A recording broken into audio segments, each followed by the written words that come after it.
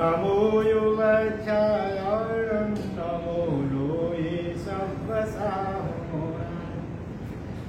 येषु पञ्चनमुखारो शब्दपावपनाशनो मङ्गलानं च सर्वेषु परमं भूरि मङ्गलम् मङ्गलं भगवान् वीरो मङ्गलं गौतम प्रभु मङ्गलं स्थूलिभद्राद्या जैनो धर्मोऽस्तु मङ्गलम् ओंकारं बिन्दुसंयुक्तं नित्यं ध्यायन्ति योगिनः कामदं मोक्षदं चैव ओंकाराय नमो नमः शान्तप्राज्ञवरो भक्ता गच्छाधीश सुसंयमी शूरीश्वरो गुणाधीश्य संगवृद्ध्यै सदोद्यमी शारदा शारदाम्बोज वदना वदनाम्बुजे सर्वदा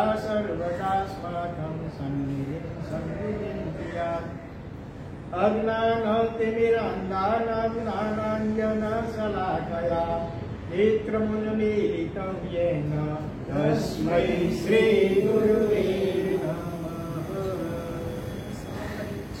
पचखांड वाक्पात नौ दोयान वा सामायिक ठंडी चारागार धारणा अभिग्रह पचताई मनग्रह पुगिरम सहस्रागम महत्रागम सौ समायिक यागागम ओशिरहि ओम प्रेम नमो नारायण ओम प्रेम नमो नारायण ओम प्रेम नमो नारायण ओम प्रेम नमो नारायण ओम प्रेम नमो नारायण ओम प्रेम नमो नारायण ओम प्रेम नमो नारायण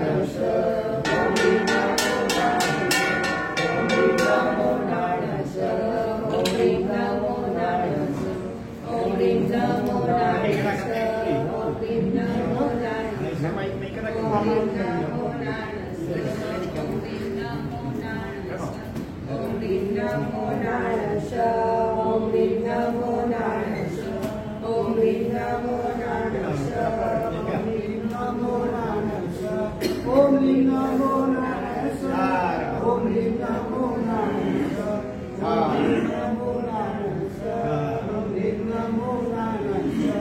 ओम प्रेम नमो नारायण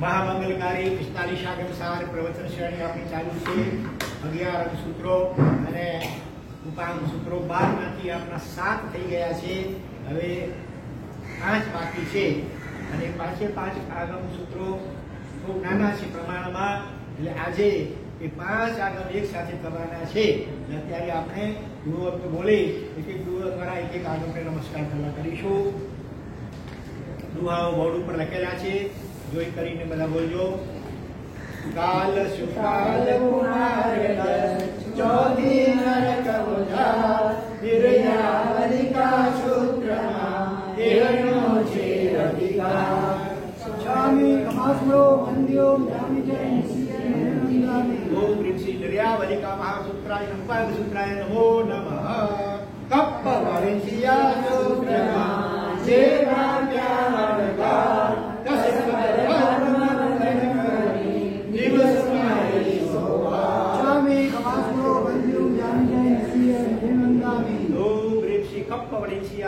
सूत्राय नमो नमः पुष्पिका सूत्रनि पूजना करजो पंचव्रता जिनागमनि पूजना शिव शुभ फलदाता चारणो वंद्यो ज्ञानजय ओम ऋषि पुष्पिका उपांग सूत्राय नमो नमः पुष्पतुलिका सूत्रमा श्री मुनि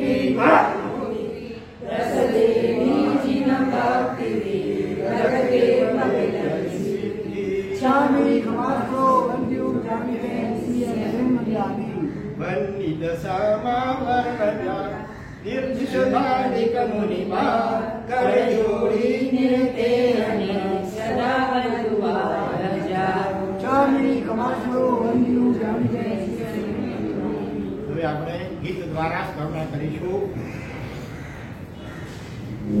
जिनवाड़ी मारी सामू के ते मुझने बनावो रे मेल अनानी नो साथ करीने तेज अनेरा चमकावो रे मननी दार बूटी बानी छे तेहने तीक्ष्ण बनावो रे तारा शब्द ना पार्श मणिना स्पर्शति सोनू बनावो रे स्पर्शति सोनू बनावो रे जिनवाणी मारी सामू जुओ ने चमके ते मुझने बनावो रे मेला अनानी नो साफ करीने तेज अनेरा चमकावो तारा शाश्वता तेज भरेला तत्वो जेणे शुण्या रे एना अंतरमा सूरजना तेज सोड़े कराए खीर्या रे आवा सोड़े कराए खीर्या रे जिनवाणी मारे शामू जुओ ने चमकी ते मुझने बनावो रे निर्यावलिका आगम मारे वात नरकनी बतावे रे पापना भारे पूजा हेठळ नरक माजे पड़िया रे आवा नरक माजे पड़िया रे जिनवाणी मारे सामू जुओ ने चमके ते मुझने सैनिक भूपने चेड़ा राजा जारे युद्धे चढ़िया रे रथ मुसल ने शिला कंटक थी बहु जीवो ते मरिया रे आवा बहु जीवो ते मरिया रे जिनवाणी मारे शामू जुओ ने चमके ते मुझने एह युद्ध सैनिक नदस पुत्रो मृत्यु पाम्या रे नरके जे जे पहुंचा तेनु वर्णन अही करिया रे आवा वर्णन करिया रे जिनवाणी मारी शामू जुओ ने चमके ते मुझने बनावो रे कर्म राजानी आंखों माहे करड़ाई जारे जागो रे मुकुट धारी भूपतियो पण नरक ना खाडे बागे रे आवा नरक ना खाडे बागे पाप करो तो समझी लेजो एनी सजा भारे रे आवा एनी सजा भारे रे जिनवाणी मारे शामू जुओ ने चमके ते मुझने बनावो रे खेल अनादि नो साफ करीने तेज अनेरा चमकावो महामंगलकारी जिनवाणी जे आपने આજે 45 આયોગ સ્વરૂપે સંક્રાંત થઈ છે જેમાં 11 અંગસૂત્રો અને 12 ઉપાંગોમાંથી 7 ઉપાંગ સૂત્રો એનો આપણે યથાશક્તિ સ્વાધ્યાય કર્યો આજે 5 ઉપાંગો ભેગા લેવાના છે એમાંનું પહેલું ઉપાંગ અને સળંગણીનું 8મું ઉપાંગ જેનું નામ શું છે નિર્યાવલિકા સૂત્ર નિર્યાવલી અથવા નિર્યાવલિકા સૂત્ર અને એની અંદર 10 અધ્યાયનો છે નામ જ છે નિરયા નિરય એટલે નરક આવલી આવલી લાઈન શ્રેણીમાં કતાર નરકની અંદર જે નરકાવાસો છે એ કેટલાક આમ લાઈનસર ગોઠવેલા છે અને કેટલાક છૂટા છાયા પુષ્પાવતી એને કહેવામાં આવે તો એમાંથી આવલીગત જે નરકાવાસો ચોથી નરકની જે નરકાવાસો એમાં ઉત્પન્ન થયેલા એવા 10 રાજકુમારો અને એ પણ પાછા કોના પુત્રો? આવતી 24મીના પહેલા તીર્થંકર જે બનવાના છે એવા કોણ? શ્રેણિક મહારાજા. એમની ઘણી રાણીઓ હતી, એમાંથી કાલી, સુકાલી, મહાકાલી વગેરે 10 રાણીઓ, દરેકનો એક જે પુત્ર હતો. હા, તો એ 10 પુત્રોના નામ અહીંયા આપવામાં આવ્યા છે. નામ છે કાલ, સુકાલ, મહાકાલ, સુકાલ મહાકાલ, કૃષ્ણ, સુકૃષ્ણ, મહાકૃષ્ણ, વીરકૃષ્ણ, રામકૃષ્ણ, પ્રિયસેન કૃષ્ણ અને મહાસેન કૃષ્ણ. આ 10 પુત્રો છે શ્રેણિક મહારાજાના. કાલી, સુકાલી, મહાકાલી વગેરે રાણીઓથી ઉત્પન્ન થયેલા. હવે એનું વૃત્તાંત જાણીએ. એનાથી પહેલા આપણે શ્રેણિક મહારાજા અને એમનું કેટલું કોણી એનું વૃત્તાંત આમ તો કેટલો પ્રસિદ્ધ છે, છતાં આપણે જરા ફરીથી એને યાદ કરી લઈએ. શ્રેણિક મહારાજા અનેક રાણીઓ, એમાં એક મુખ્ય રાણી ચેલણા રાણી.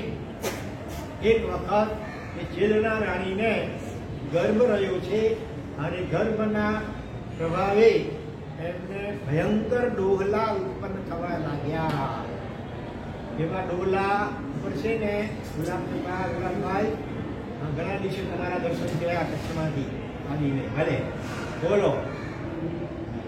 ચેલણા રાણીને ખરાબ ડોહલો ભયંકર કોટીનો ઉત્પન્ન થયો. બોલો તપસ્વી, નથી ખબર? પ્રવીણભાઈ, નથી ખબર? ખબર છે ને? આ બાજુ તો બધાને ખબર છે કે નહીં? કેટલાને ખબર નથી ભયંકર ડોહલો શું હતો? બોલો તો ખબર છે? હા, પોતાના પતિના આંતરડા એનું માંસ ખાવા, પોતાના પતિના આંતરડાનું માંસ ખાવાનું આવો ભયંકર અશુભ ડોહલો ગર્ભના પ્રભાવે ચેલણા રાણીને ઉત્પન્ન થાય છે. ચેલણા રાણી પર પતિના ભક્ત હતા અને શીલ વ્રત હતા, પતિવ્રતા હતા, અને છતાં પણ જો ગર્ભની કેટલી વાર કેવી અસર થતી હોય. ગર્ભ ખરાબ થવાનો હોય તો ખરાબ ડોહલા આવે, ગર્ભમાં ઉત્તમ જીવ હોય તો ઉત્તમ ડોહલા આવે. એમ કૃષ્ણા માતા વગેરે આવેલા. બરોબર. તો અહીંયા હવે આવો ડોહલો એવી રીતે કોઈને કહી શકાય? ઘણી વાર તો એવી હોય કે ન કહી શકાય ને ન સહી શકાય. એના પરિણામે ડોહલો પૂરો ન થાય. તમારા અંતરમાં કોઈ ઈચ્છા થાય ઉત્પન્ન, જ્યાં સુધી એ ઈચ્છા પૂરી ન થાય ત્યાં સુધી બીજા કોઈ કામમાં ચિત્ત ચોટે. જોરદાર ખૂબ જ ઈચ્છા હોય, જ્યાં સુધી ઈચ્છા પૂરી ન થાય ત્યાં સુધી ચિત્તમાં ચેન પડે નહીં, કોઈ કામમાં મન લાગે નહીં. બરોબર. ક્યારેક તો ઉપર ના આવે રાતના, ખાવાનું પણ બરાબર ભાવે નહીં, ભૂખે મરી જાય, આવું બધું થાય. માટે તો જ્ઞાનીઓએ ઈચ્છાને જ સર્વ દુઃખોનું મૂળ કહ્યું છે. અવેક્ષા અણાનંદે પંચસૂત્રમાં કહ્યું છે. અપેક્ષા, અવેક્ષા એટલે અપેક્ષા એટલે ઈચ્છા. કોઈ પણ ઈચ્છા એ અનાનંદ, આનંદથી વિપરીત એટલે દુઃખરૂપ છે. દુઃખ રૂપોનું મૂળ રૂપ કહો અથવા તો દુઃખ રૂપ જ છે. ઈચ્છા થાય એટલે મનમાં વિચાર અને વિકલ્પો નિહાળવાના શરૂ થાય. પહેલા ઈચ્છાને કેમ પૂરી કરવી, અને સીધી રીતે એ ઈચ્છા પૂરી થઈ શકે એમ ન હોય જીવ આડા આવડા રસ્તા અપનાવો, પાપ કરવાના અનિત્ય અનેક પ્રકારના પાપ, ચોરી વગેરે વગેરે અનેક પ્રકારના પાપો યાવત ભૂલ કરવું પડે એ પણ કરી નાખે. આ બધાનું ઈચ્છા કરવી હોય તો એક જ ઈચ્છા કરવા જેવી છે. કઈ ઈચ્છા કરવા જેવી છે? ઈચ્છા રહિત થવા. અરે સમ્યક દર્શન સાચી વાત, પણ સમ્યક દર્શન ક્યારે થશે? ઈચ્છા રહિત થઈશું ત્યારે. અરે કાયમ માટે ઈચ્છા રહિત નથી શકાય. અમુક સમય સુધીમાં ઈચ્છા રહિત થઈએ. કોઈ ઈચ્છા ન હોય, યાવત મોક્ષની પણ ઈચ્છા ન હોય, સમ્યક કરી પણ ઈચ્છા નહીં, કોઈ ઈચ્છા નહીં. ઈચ્છા જ ન હોય તો ઓટોમેટિક મન શાંત થશે, વિકલ્પ રહિત થશે મન. મન વિકલ્પ રહિત થાય ત્યારે જ આત્માનો અનુભવ, જે સમ્યક દર્શનની પ્રાપ્તિ થાય. ઈચ્છા રહિત થવાની ઈચ્છા કરવા જેવી શરૂઆતમાં, પછી તો એ ઈચ્છા શાંતિ જેવું. કોઈ ઈચ્છા ન હોય, કોઈ વિચાર ન હોય, કોઈ વિકલ્પ ન હોય, એવી જ્યારે ચિત્તની આપણી અવસ્થા થશે ને ત્યારે પછી સમ્યક દર્શન આત્માનો અનુભવ થશે. જેટલી જેટલી ઈચ્છાઓ ઓછી થતી હશે એટલી એની શાંતિ, પ્રસન્નતા, આનંદ વધતા જશે. શાંતિ પ્રસન્નતા બહારની અંદરમાં છે, પણ આ ચિત્ત સતત અનેક પ્રકારની ઈચ્છાઓના કારણે વિકલ્પયુક્ત રહે છે, માટે શાંતિ, પ્રસન્નતા, આનંદનો અનુભવ થતો નથી. સર્વતા ભલે ઈચ્છા રહી તરત નથી થતી. જો પહેલા અશુભ ઈચ્છાઓને ધીરે ધીરે દૂર કરીએ અને પછી સારી ઈચ્છાઓને પણ ધીરે ધીરે ઘટાડતા જઈએ, છેલ્લે ઈચ્છા રહિત બનીશું. ત્યારે આત્માનો અનુભવ અને આગળ વધતા વધતા સપક શ્રેણીની યોગદાની પ્રાપ્તિ પણ થશે, વિતરાગ દશાની પ્રાપ્તિ થશે. એક સંત હતા, ના અગાઉ મેં કહ્યું પણ હશે, રડતા હતા. મોટી ઉંમરના સંત રડતા હતા. શિષ્યોને આશ્ચર્ય થયું, આગ્રહ કરીને પૂછ્યો. પહેલા તો આનાકાની કરી, પછી બહુ આગ્રહ કરીને ખુલાસો કર્યો. શા માટે રડે છે સંત? કહ્યું છે કે નથી કહ્યું? અહીંયા વ્યાખ્યાનમાં કહ્યું હશે, પણ યાદ નથી, બહુ પાવરફુલ. હમણાં બે ચાર કદાચ વાસનામાં કીધું હતું. બપોરની અમારી વાસના ચાલી ને 4 થી 5, એમાં કહ્યું ભલે કોઈ પણ ક્યારે ને ક્યારે આવી તો ગયું હશે, પરીક્ષણ પહેલા આવ્યું હશે કદાચ. હા, મોટી ઉંમરના એ સંત રડતા હતા. શિષ્યોને આશ્ચર્ય થયું, કારણ પૂછ્યું રડવાનું. પહેલા તો સંતે આના વાતે ટાળવાની કોશિશ કરી, પણ બહુ આગળ આગ્રહ કર્યો. છેલ્લે સંતે ખુલાસો કર્યો કે મને આજે એક ઈચ્છા ઉત્પન્ન થઈ છે. બહુ સારું, ગુરુએ બોલો, ફરમાવો, જે ઈચ્છા છે અમે પૂરી કરીએ. અમને ક્યાંથી મળે? ગુરુએ ખુલાસો કર્યો કે મને શેની ઈચ્છા થઈ છે? તીર્થયાત્રા કરવાની ઈચ્છા. હિન્દુ સંત હતા એટલે 4 ધામ છે, બદ્રીનાથ મંદિર, ગંગોત્રી, જમનોત્રી, જે ઋષિકેશ, હરિદ્વાર, એ તીર્થોની યાત્રા કરવાની ઈચ્છા ઉત્પન્ન થઈ છે. શિષ્યો રાજી થયા અને આશ્ચર્યચકિત પણ થયા કે આમાં રડવાનું શું? તીર્થયાત્રા કરવાની ઈચ્છા થઈ હોય, તમને પાલિકાને જવાનું, ગિરનારી જવાનું કરવાની ભાવના થઈ હોય, સંદેશ શિખર યાત્રા કરવાની ઈચ્છા થતો હોય, એમાં રડવાનું હોય કે રાજી થવાનું હોય તો સારી ઈચ્છા કહેવાય. શિષ્યો વળી પૂછ્યું, ગુરુદેવ ઈચ્છા આપની ઉંમર છે, કાંઈ અમે ગભા ઉપર કાવડ કે ડોલીમાં નિશાની કરીને આપણે યાત્રા કરાવશું.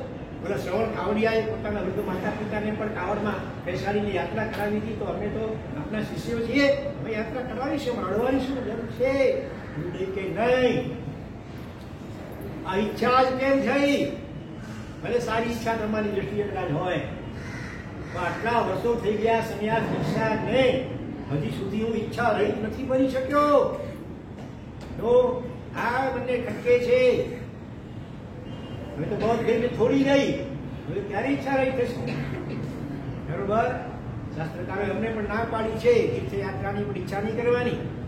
છે જે આપણે વિહાર કરીને ગ્રામનું ગ્રામ જતા હોઈએ કર્મના ઉલ્લેખ સંજોગો પ્રમાણે, એમાં રસ્તાના કોઈ તીર્થ આવે તો એની ભાવથી ભલે આપણે ભક્તિ વગેરે કરીએ, અથવા બાજુમાં હોય તો રવિવાર ભૂખમાં હોય તો થોડું બાજુમાં હોય તો ઠીક છે, થોડુંક આમ ફેરવ લઈને પણ તીર્થયાત્રા કરી લઈએ. પણ સ્પેશિયલી અનેક પ્રકારના દોષો લાગતા હોય, જ્યાં વિહારમાં રસ્તામાં ઘરો પણ આવતા હોય, સ્પેશિયલ ધોતી વગેરે લગાવી કરે એવું બધું હોય, તો એવા દોષો લગાડીને શાસ્ત્રકારો તીર્થયાત્રા કરવાની પણ ના પાડે છે. સંયમ યાત્રા સાધુ માટે એ જ મુખ્ય યાત્રા છે. સંયમ યાત્રાને બાદ આવે એવી રીતે તીર્થયાત્રા કરવાનો પણ નિષેધ કરેલો છે. તો અહીંયા આ સંત ખુલાસો કરે છે કે તીર્થયાત્રાની તો મને ઈચ્છા કેમ થઈ? હવે કોઈ ઈચ્છા થવી ન જોઈતી હતી. આ મન કેવું અવળચંદુ છે, ત્યારે સારી ઈચ્છા કરાવશે શરૂઆતમાં, પછી એને આધીન થયા તો આવતીકાલે સંસારની પણ કોઈ ઈચ્છા કરાવી નાખશે. આ મન તો મોહરાજાનું એજન્ટ છે, માટે મને એટલો આઘાત લાગે છે કે હજી હું ઈચ્છા રહી નથી બની શક્યો. આટલા વર્ષો લાગી ગયા ભોગમાં. બરોબર, દરેક સુખ શાંતિ ને આનંદ જોઈતા હોય તો ઈચ્છા ઘટાડો. સહજ મિલાશો, સહજતા જે મળે એનો સંતોષ. માટે તો કહેવત પડી, સંતોષી દર સદા સુખી. સંતોષ એટલે શું ભાઈ? ઈચ્છા ખૂબ ઓછી જ હોય, પણ ઓછામાં ઓછી હોય. એટલે અહીંયા વાત ચાલે છે આપણી. ડોલો ઈચ્છા ઉત્પન્ન થઈ, કોને? ચેલના રાણીને પતિના આંતરડાનું માંસ ખાવાની ઈચ્છા થઈ. નથી કહી શકાતું, નથી શકાતું. ઈચ્છા પૂરી ન થાય એટલે જીભ ચેન ન પડે, ઊંઘ ના આવે ને ખાવાનું ભાવે ને એમાં પણ પતિના આંતરડાનું માંસ ખાવાની ઈચ્છા થઈ છે. એના કારણે બહુ ગ્લાનિ અનુભવે છે. દિવસે દિવસે છૂટાતું જાય છે શરીર. એટલે એક દિવસ પૂછે છે શરીર પાડે, શું વાત છે? એની ચિંતા કેમ આ શરીર આવું થતું જાય છે? ત્યારે કઈ રીતે કહો, કહેવાય એવું પણ નથી, અને જે હોય તે કહો. એટલે બહુ અચકાતા શરીર વાત કરે છે કે આ રીતે મને ડોલો થઈ રહ્યો છે, લાગે છે કે નક્કી આ ઘર વખતમાં કોઈ અશુભ આવે તકલીફ છે. વાંધો નહીં, આશ્વાસન આપે છે બધી ચિંતા ન કરો, કારણ કે એમની પાસે કોણ હતો? બુદ્ધિ નિધાન, ચાર બુદ્ધિનો ભંડાર એવો અભયકુમાર હતો. ગમે એવી અઘરામાં અઘરી મુશ્કેલ ગણાતી કે અશક્ય ગણાતી વાત કરવાની બુદ્ધિથી પૂરી કરી આપે. એટલે આપણે રસ્તો કાઢીશું. બીજું સવારે જયારે અભયકુમાર રોજ પગે રોજના ક્રમ પ્રમાણે વડીલોને પગે રોજ લાગવાનું. લાગો છો ભાઈ? અમે હવે વડીલ થઈ ગયા, બરોબર ને? દાદા થઈ ગયા તોય પગે લાગવું જ હકીકતમાં એવા દાખલાઓ છે. યાદ કરો, કોને યાદ કરીશું આપણે? મેરા જૈનિકર અત્યારે શિલ્પદાન પોતે જીવતા,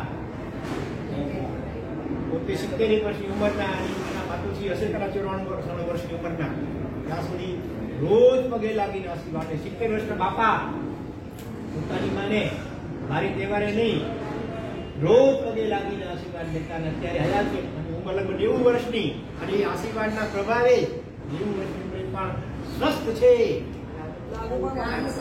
લાલુભા આવ્યું ગામ ટ્રેન્ડ એ તંબુ નીચે રેપ જોડી દો. ટ્રેન્ડ વિધિરમ ગામની બાજુમાં, બરોબર? 4-5 દિવસ બાદ તેનો મેસેજ આવેલો. એવી રીતે આ અભયકુમાર પણ રોજ પગે લાગતા. અભિલાષો આવ્યા એટલે સૈનિક રાજાનું મોટું બધા ગંભીર જોયું, કારણ પૂછ્યું, ખુલાસો કર્યો કે આ રીતે અભયકુમાર સૈનિકના પુત્ર, પણ માતાનું નામ નંદા હતું. શેરનાની પણ નંદા રાણી બીજી નામ એના પુત્ર હતા. હવે આ વાત છે, પિતાજી ચિંતા ના કરો, હું કોઈ રસ્તો કાઢીશ એમ કરીને એ અભયકુમારે કંઈક રસ્તો કાઢ્યો. આંતરડા જેવું દેખાય એવું પણ નકલી કંઈક બનાવ્યું સમજો.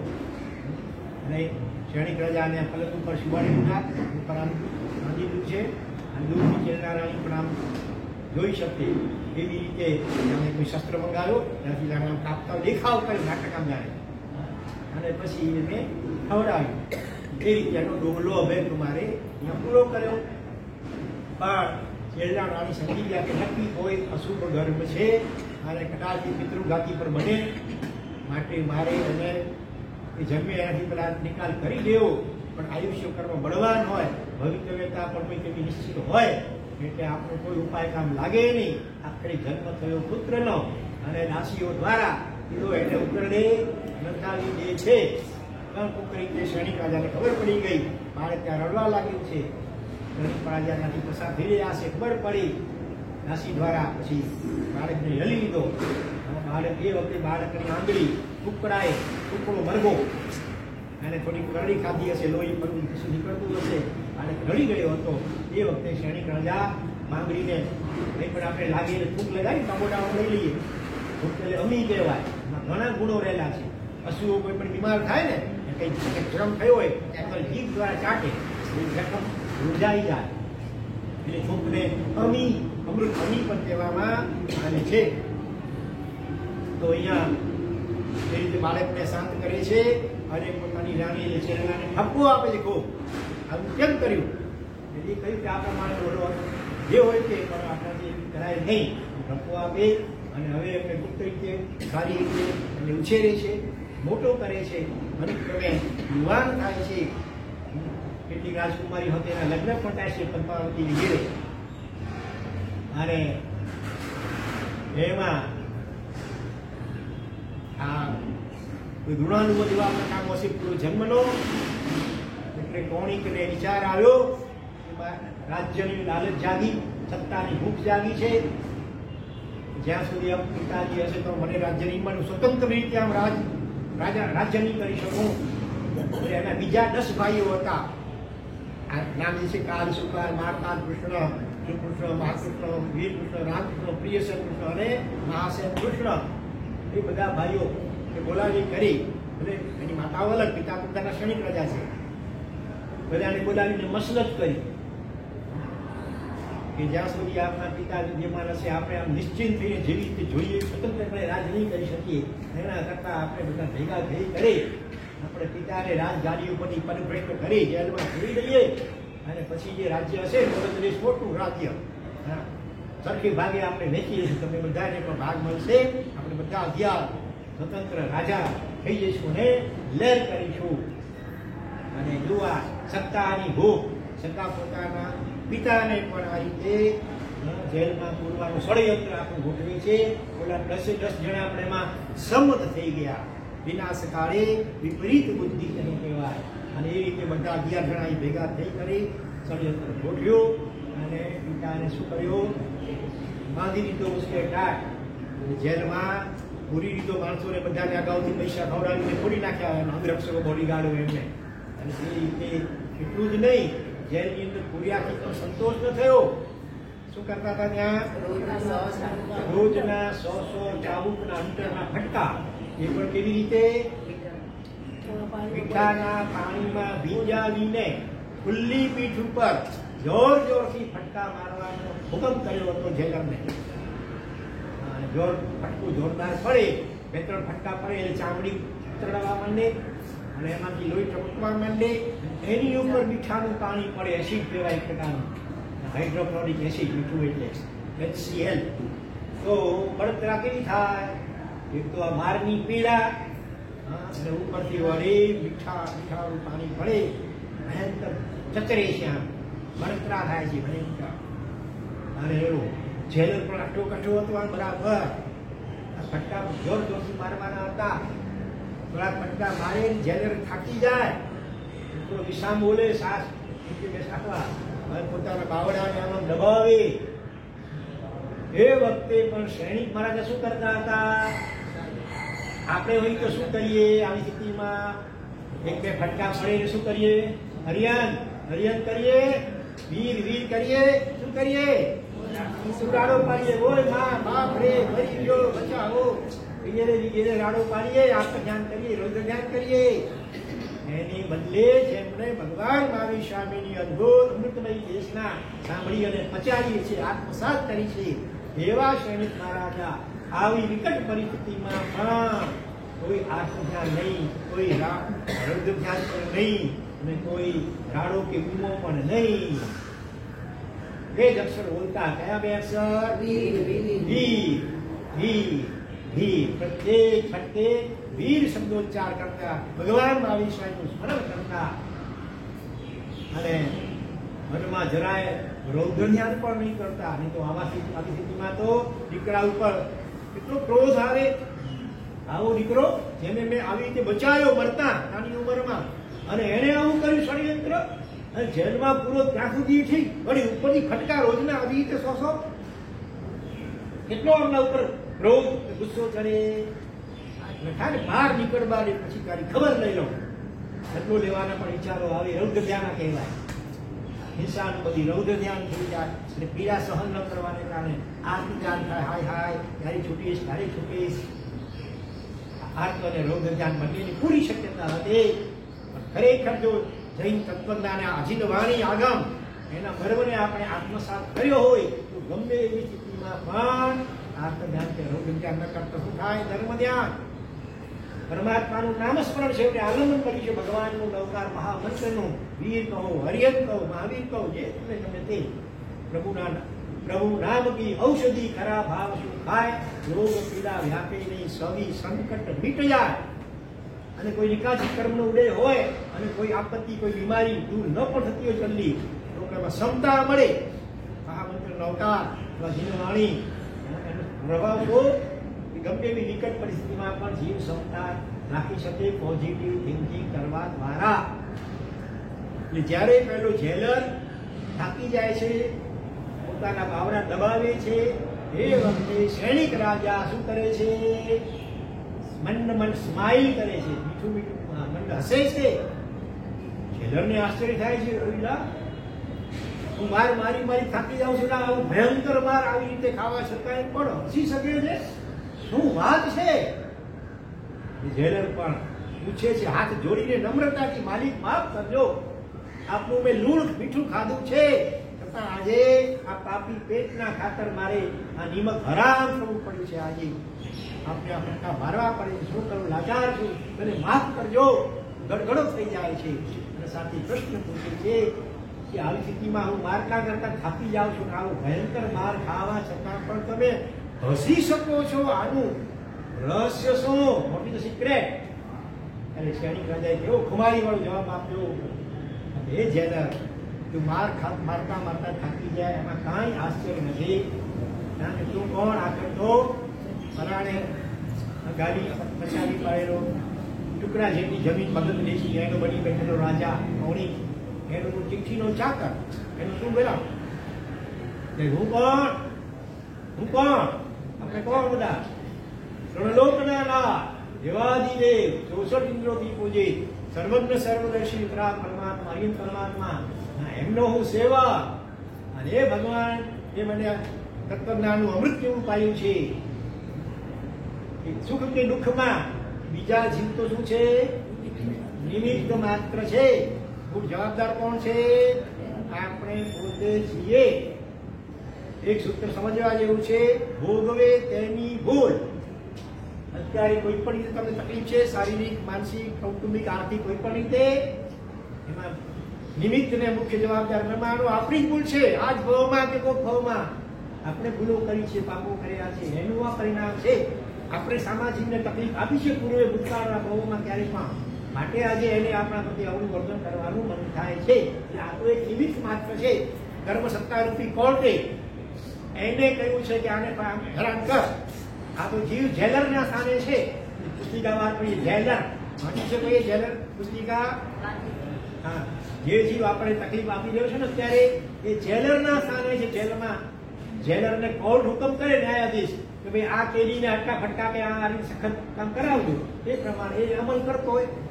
એમાં કેદી હોય, જેલનો તો દ્વેષ થાય, ગુસ્સો થાય, એનો સામનો કરે નહીં. જો સામનો કરવા જાય તો વધારે સજા મળે. સમજે છે કે આમાં આડો વાંક નથી, કોર્ટે હુકમ કર્યો છે. કોર્ટે પણ મેં ગુનો કર્યો છે માટે એને આ સજા કરવી પડી છે. થોડુંક સમજ્યું હોય તો ન્યાયાધીશ ઉપર પણ ગુસ્સો ન કરે. હા, ન્યાયાધીશે લાંચ નિર્દોષ હોય, અપરાધી, અને પેલા એ લાંચ ખાધી હોય અને શિક્ષા ફરમાવી હોય તો હજી કદાચ કોકને ન્યાયાધીશ ઉપર ગુસ્સો આવે કે આ લાંચ ખાવું, લાંચ ખાઈને ખોટું. પણ હકીકતમાં તો જ્ઞાનીઓ કે છે એ પણ નિમિત્ત છે. હકીકતમાં તો આપણે જન્મમાં આપણે પણ આવા ધંધા કર્યા છે, વડીલ થઈ કરીને અન્યાય કરવાના, માટે આપણે આવ્યું છે.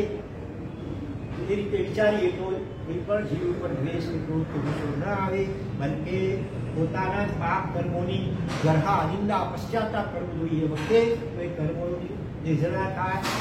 આવું અમૂલ્ય તત્વજ્ઞાન અને સામે જીવને ઉપકારી તરીકે વિચારવાનો. ઉપરથી ભગવાન તો કહે છે ત્યાં મારા કર્મ ક્ષયના સહાયક બની રહ્યો છે. પોતે ભારે કર્મી બનીને પણ મને કર્મથી હળવો બનાવી રહ્યો છે. માટે આ તો મારો મિત્ર, મારો હિતેચ્છુ, મારો પરમ ઉપકારી. આ રીતે પોઝિટિવ થિંકિંગ કરવાનું ભગવાને શીખવાડ્યું છે. હે જેલર, આવા ત્રણલોકનાથનો હું સેવક, એટલે હું માર ખાતા ખાતા હસી શકું, એમાં કોઈ આશ્ચર્ય નથી. ભગવાને શીખવાડ્યું છે કે જે કાંઈ થાય છે એ શરીરને થાય છે, મનને નહીં. હું તો આનંદન આત્મા છું, શરીર પડોશી છે, બરોબર. અત્યારે શરીર સાથે કનેક્ટેડ હોઈએ ત્યાં સુધી આપણે પીડા થાય, પણ સાધના દ્વારા જ્યારે શરીરથી છૂટા પડી જાય અંદરમાં, ત્યારે શરીરને કોઈ કાપી નાખે, ભાડે ઘાણીમાં પી લે, તો પણ આત્માને અંદર વેદના થાય ને આનંદમાં હોય, અંદરમાં આનંદમાં હોય. બહાર શરીરને જે થતું એ સાક્ષી ભાવે પ્રયાગ કરતા હોય ભલે. એટલે આવી રીતે આના કારણે હું પણ આ રીતે હસી શકું છું, એમાં કંઈ આશ્ચર્ય નથી. આગળ જતા પછી જ્યારે આ મૌણિક પોતાની માતા ચેલનાને પણ રોજ પગે લાગવા જાય. આમ મૌણિક મહાવીર સ્વામીના વિશિષ્ટ ભક્ત હતા. મહાવીર સ્વામીનું જબરદસ્ત સામયિક કાઢ્યું હતું. એ કઈ આ ગમે આપણે જોઈ ગયા ખબર છે, પેલું ઉપાંગ ઉવાઈ, એમાં આપણે જોઈ ગયા વિસ્તાર ભવ્યાથી ભવ્ય સામયિક કર્યું હતું. છતાં પણ પાપ કર્મ જે કરે પાછળ માઇનસ તો થઈ જાય ટ્રાય કરીને, પછી વાત કરે છે ભોગવવું પડે. અત્યારે કોણીની વાતમાં ક્યાં છે? નરક પણ કઈ છઠ્ઠી નરકમાં છે. કોણીની વાતમાં અત્યારે છઠ્ઠી નરકમાં છે. ભગવાનનું સાંભળ્યું, જોરદાર કર્યું, પુણ્ય બાંધ્યું, એનું વળી ઇનામ પણ આગળ મળશે ભલે, પણ સાથે પાપો ભયંકર થયા. ષડયંત્ર કરી પોતાના ઉપકારી પિતાને આવી રીતે જેલમાં પૂર્યો.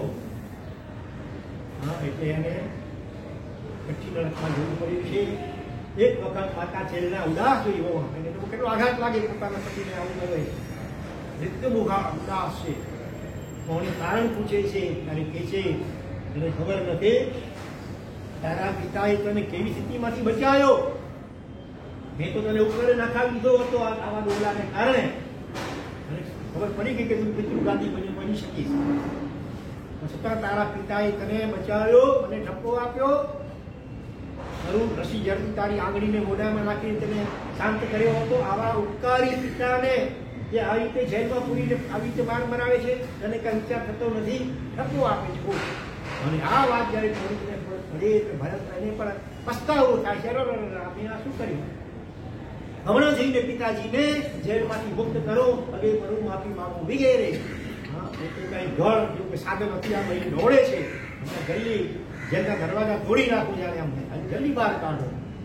બગીચે રહેતા હોય ને એવું શું છે એ બધું ચાલી બાવી કઈ જીવની જોડે હાથમાં કઈ ગણ જેવું કઈ સાધન લઈ કરીને દોડે છે આમ દૂરથી શનિ કાકા જોઈ રહ્યા છે કે આ હથિયાર લઈને આવી રહ્યો છે દોડતો દોડતો હમણાં મને એનાથી મારશે ભયંકર રીતે તે વખતે પણ જુઓ પિતાનો જીવ એવું પિતૃ વાત્સલ્ય છે કે એને પિતૃ હત્યાનું કલંક ન લાગે ફેક્ટર છે કે હવે હું મરી જાઉં પણ એના ઉપર કલંક આવવા ન દઉં આ એક પાક્ષિક એકને લાગણી છે બીજાને ભયંકર દ્વેષ છે એટલે એવું ઋણાનું મન જેમ કુલસેન રાજાને અગ્નિશારમાં તાપસ ઉપર વાત્સલ્ય હતું અગ્નિશારમાને ભયંકર દ્વેષ હતો રાજા પ્રત્યે એટલે છેવટે શનિ રાજાએ શું કર્યો પેલા કાળવા રાજાઓ શું કરે ડ્યુટીમાં ઝેરી રાતે ભીલો પૂછી લે આજે પણ ઘણા આતંકવાદીઓ હોય એ પકડાઈ જાય ને ત્યારે આવી કઈ ગોળીઓ રાખે પોટેશિયમ સાયનાઇડ વગેરેની અને સૂંઘી લે એટલે આવી પૂર થઈ જાય એટલે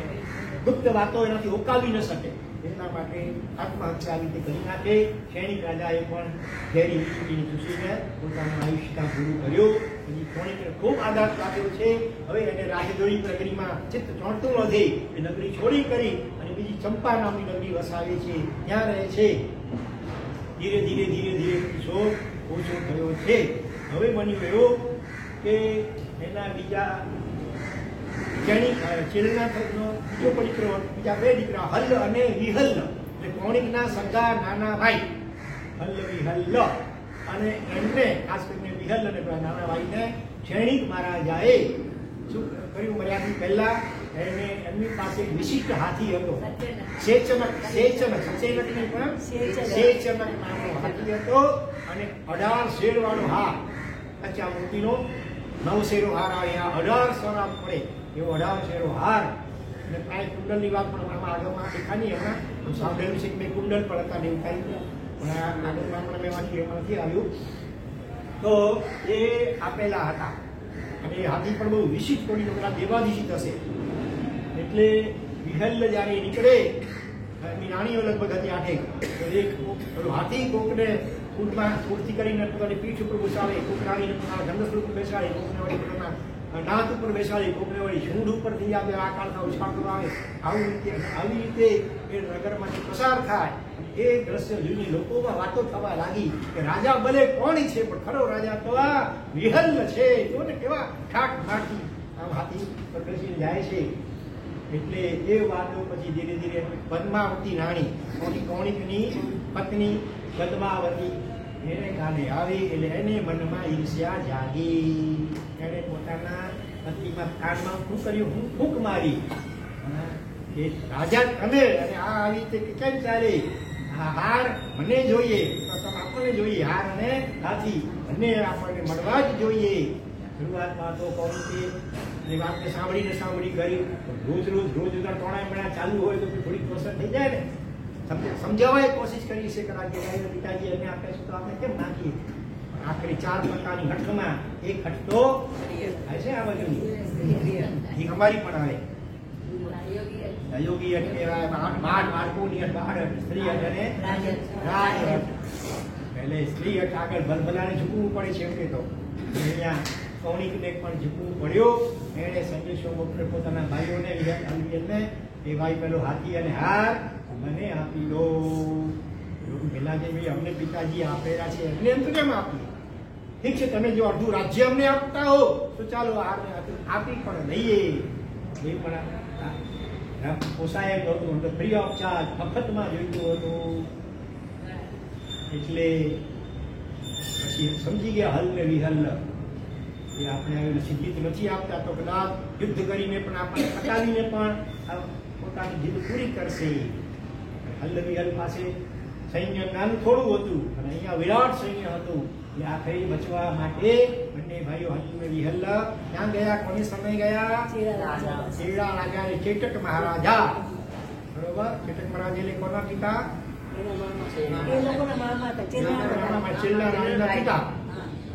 એવા ચેટક મહારાજા ચેડા શોર્ટમાં ચેડા મહારાજા પણ કહેવાય. એમને સમય ગયા વૈશાલી નગરીમાં રહેતા હતા ચેટક મહારાજા. ત્યાં ગયા હાથીને હારને અને પોતાના પરિવારને લઈને અમે આપને શરણે આવ્યા છીએ. આ રીતે હવે કોણી જીતે ચડ્યો છે હાથીને હાર મેળવવા માટે અમારી રક્ષા કરો. આ રીતે એમને શરણે ગયા. શરણાગતનું રક્ષણ કરવું એ ક્ષત્રિય રાજાની વ્યવહારિક દ્રષ્ટિએ ફરજ હોય છે. ચેટક મહારાજા પણ એમના અંડરના બીજા 18 રાજાઓ હતા. 9 મલ્લવી અને 9 લિચ્છકી જાતિના એવા 18 ગણરાજાઓ. આવી સ્વામીના મામા થાય. તો એમણે 18 રાજાઓને બોલાવ્યા, મસલત કરી કે શું કરશું હવે. અને કોણી કે દૂત પણ મોકલાવે કે ભાઈ આ હાર અને હાથી આપી દો મને અને આ હલવી હલ્લે ત્યાં છૂટા કરો. પાછો સંદેશો મોકલાયો કે ભાઈ સર્વે મારે આવ્યા છે એટલે હવે કંઈ મોકલાવી શકો નહીં. 2 વાર દૂત પાછો આવ્યો, 3જી વાર દૂત મોકલાયો કોણી કે છૂટામાં એ જ જવાબ. અને હવે દૂતનું પણ સન્માન કરતા નથી. જનરલ રીતે વ્યવહાર એવો હોય બીજા દૂત આવે એનું સ્વાગત કરવું જોઈએ. થાય એ રીતે 2 વાર સન્માન કર્યું. પણ ઉપરા ઉપરી 3જી વાર જયારે દૂત મોકલાયો દૂતને સન્માન કર્યા વગર રવાનો ઘડી લીધો એટલે કોણી છંછેડાયો. અને વિરાટ 10 ભાઈઓ જે હતા, કાલ મહાકાલ જે આ બધા નામો, દરેક પાસે કીધું કે તમે 3000 હાથી, 3000 ઘોડા, 3000 રથ અને 3 કરોડનું પાયદળ. 3000 હાથી ઘોડા રથ અને 3 કરોડનું પાયદળ એક-એકની પાસે બધા લઈ કરીને હાજર થાવ. આપણે હવે ચડાઈ કરવી છે, યુદ્ધ કરવું છે કેટલા વૈશાલી નગરી ઉપર. એટલે આ 10 અને 11 પોતે દરેકના 3 એટલે 33000 હાથી, 33000 રથ, 33000 ઘોડા અને 33 કરોડનું સૈનિકો. આટલું વિરાટ સૈન્ય લઈ કરી અને કોણી જાય છે વૈશાલી તરફ. ચેટક મહારાજને સમાચાર મળી ગયા. એમણે પણ કિલ્લેબંધી પોતાના નગરીની અપી કરી લીધી છે. અને આખરે યુદ્ધ થાય છે ભયંકર કોટીનું. ઇતિહાસમાં મહાભારતનું રામાયણ યુદ્ધ પણ આની આગળ કાંઈ નહીં. એ તો 18 દિવસ ચાલે. કેટલા દિવસ મહાભારત? અહીંયા તો ઘણું લાંબુ ચાલ્યો. અને એમાં 1 કરોડ અને 80 લાખ તો મનુષ્યોનો સંચાર થયો. હાથી ઘોડા મળ્યા છે. બીજા ઉદાહરણ એ 2 પ્રકારની યુદ્ધ, એક રથ મુસલ યુદ્ધ અને મહાશિલા કંટક આ યુદ્ધના નામ છે. કાંટા ફેંકે ને એ મોટી શિલા બની જાય. જેના ઉપર પડે એક સાથે 50-100 માણસો મરી જાય. એવા રથ ઉપાડીને આમ મારે વગેરે. એટલે આવા ભયંકર સંગ્રામો થયા. અને એની અંદર આ 10 ભાઈઓ એક પછી એક વારાફરતી સેનાપતિ તરીકે આમ આગળ જાય છે એક દિવસે. અને ચેટક મહારાજા ને કંઈ વરદાન હતું લઈ અમોઘ બાણ. એ બાણ કેવું જોઈએ ફેલ ન જાય. અને સાથે સાથે 12 વ્રતદાની શ્રાવક હતા. ભગવાન આવી સ્વામી પાસે ચેટક મહારાજાએ 12 વ્રતો શ્રાવકના અંગીકાર કર્યા હતા. અને એમાં એક નિયમ આવો પણ લીધો હતો કે એક દિવસમાં એક જ વાર બાણ ચલાવો, વધારે નહીં. અને એ રીતે વારાફરતી રોજ એક જણા 10 ભાઈઓ છે ને સેનાપતિ તરીકે આગળ બને છે. અને ચેટક મહારાજાના અમોઘ બાણથી એનું આયુષ્ય થાય છે પૂરું. આ બાજુ એમ દરેકની માતા, દરેકની અલગ અલગ માતા હતી. કાલી, સુકાલી, મહાકાલી વગેરે એ ભગવાન મહાવીર સ્વામી પધાર્યા છે, વંદન કરવા જાય છે. અને ભગવાનને પ્રશ્ન કરે છે કે ભગવાન અમારા દીકરા જે યુદ્ધમાં ગયા છે એ આછા આવશે કે નહીં આવશે, ક્યારે આવશે વગેરે. ભગવાને કેવલદાનથી જોઈને કહ્યું તમારા દીકરાનું તો આયુષ્ય યુદ્ધમાં પૂરું થઈ ગયું છે, હવે પાછા નહીં આવી શકે. એટલે આયુષ્ય પૂરું કરીને ક્યાં ગયા છે? નરકમાં. સ્વાભાવિક છે, આંચકો લાગે, આઘાત લાગે. છતાં ભગવાન એમને પાછું આશ્વાસન આપવા કહે છે કે આ આયુષ્ય હવે તો પૂરું થશે એટલે વળી પાછા એ મનુષ્ય ગતિને પામશે અને આગળ જતા ચારિત્ર સ્વીકારશે. અખંડ રીતે ચારિત્રનું પાલન કરી કર્મક્ષય કરીને મોક્ષગામી બનશે. ચોથી નરકમાં જાય જે એમાં મનુષ્ય બની શકે કે ત્રીજી નરક મનુષ્ય માની શકે? ગતિમાંથી મરણ આવે એટલે મનુષ્ય બની શકે અને મનુષ્ય સાતમીમાં ખાલી તિરંજવા જાય, છઠ્ઠી સુધી મનુષ્ય, સાતમી નરકનો જીવ તિરંજવા ઉત્પન્ન થાય. હા, છઠ્ઠી નરકમાંથી પણ નીકળીને મનુષ્ય બની શકે. કઈ નરકમાંથી નીકળીને કોઈ સાધુ બની શકે અથવા શ્રાવક બની શકે અથવા સંગીત પામી શકે, એ બધી વાતો આવે છે. તો અહીંયા એટલે પહેલા વિશિષ્ટ સાધના પણ કરીએ છીએ, આરાધના કરીએ છીએ, ભક્તિ કરીએ છીએ, એ બધું પુણ્ય એ આગળ જતા પછી કામ આવશે. એકવાર તો આ ષડયંત્ર ગોઠવ્યું અને પોતાના પિતાને આવી રીતે મારામાં ખડભ્રષ્ટ કરવા બન્યા એટલે કસાયો ભયંકર કર્યા અને કસાયના કારણે એકવાર તો એમને ચોથી નરકમાં સીધું જવું પડ્યું. જૈન શાસન જેવું નિષ્પક્ષપાતી શાસન છે આપણા જૈન શાસ્ત્રો કે ભાવિના ભગવાન એવા સૈનિક મહારાજા એમના દીકરાઓએ પણ જો ભૂલ કે પાપો કર્યા તો કર્મ શંકાએ એમને પણ છોડ્યા નહીં અને એમને પણ પહેલી નરક, બીજી, ત્રીજી નરક લઈ સીધો ચોથી નરકની વાત જાઓ. કેટલું આયુષ્ય લગભગ સાગરો પમનું એમનું આયુષ્ય હતું.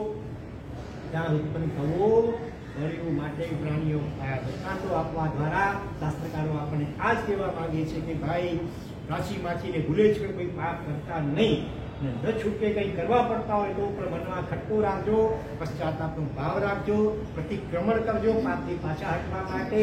એનું આલોચનાથી પ્રાયશ્ચિત લઈને શુદ્ધિકરણ કરી લેજો તો ચોરીની સજા 100થી પતી જાય અથવા બિલકુલ પરિક્રમા ક્ષય પામી શકે. જો પશ્ચાતાપ તીવ્ર હોય અને આલોચના નિખાલસ ભાવે કોઈ જીવ લે પ્રાયશ્ચિત તો બની શકે, નહીં તો પછી કર્મના ફળ ભોગવવા જ પડશે. એટલે આ નિર્યાવલિકા નામનું આ કેટલાસું 19મું ઉપાંગ સૂત્ર બરોબર નરકની આવલી ગતિ નરકાવાસ એની અંદર આ કાલ સુકાળ મહાકાલ વગેરે ઉત્પન્ન થવું થયું.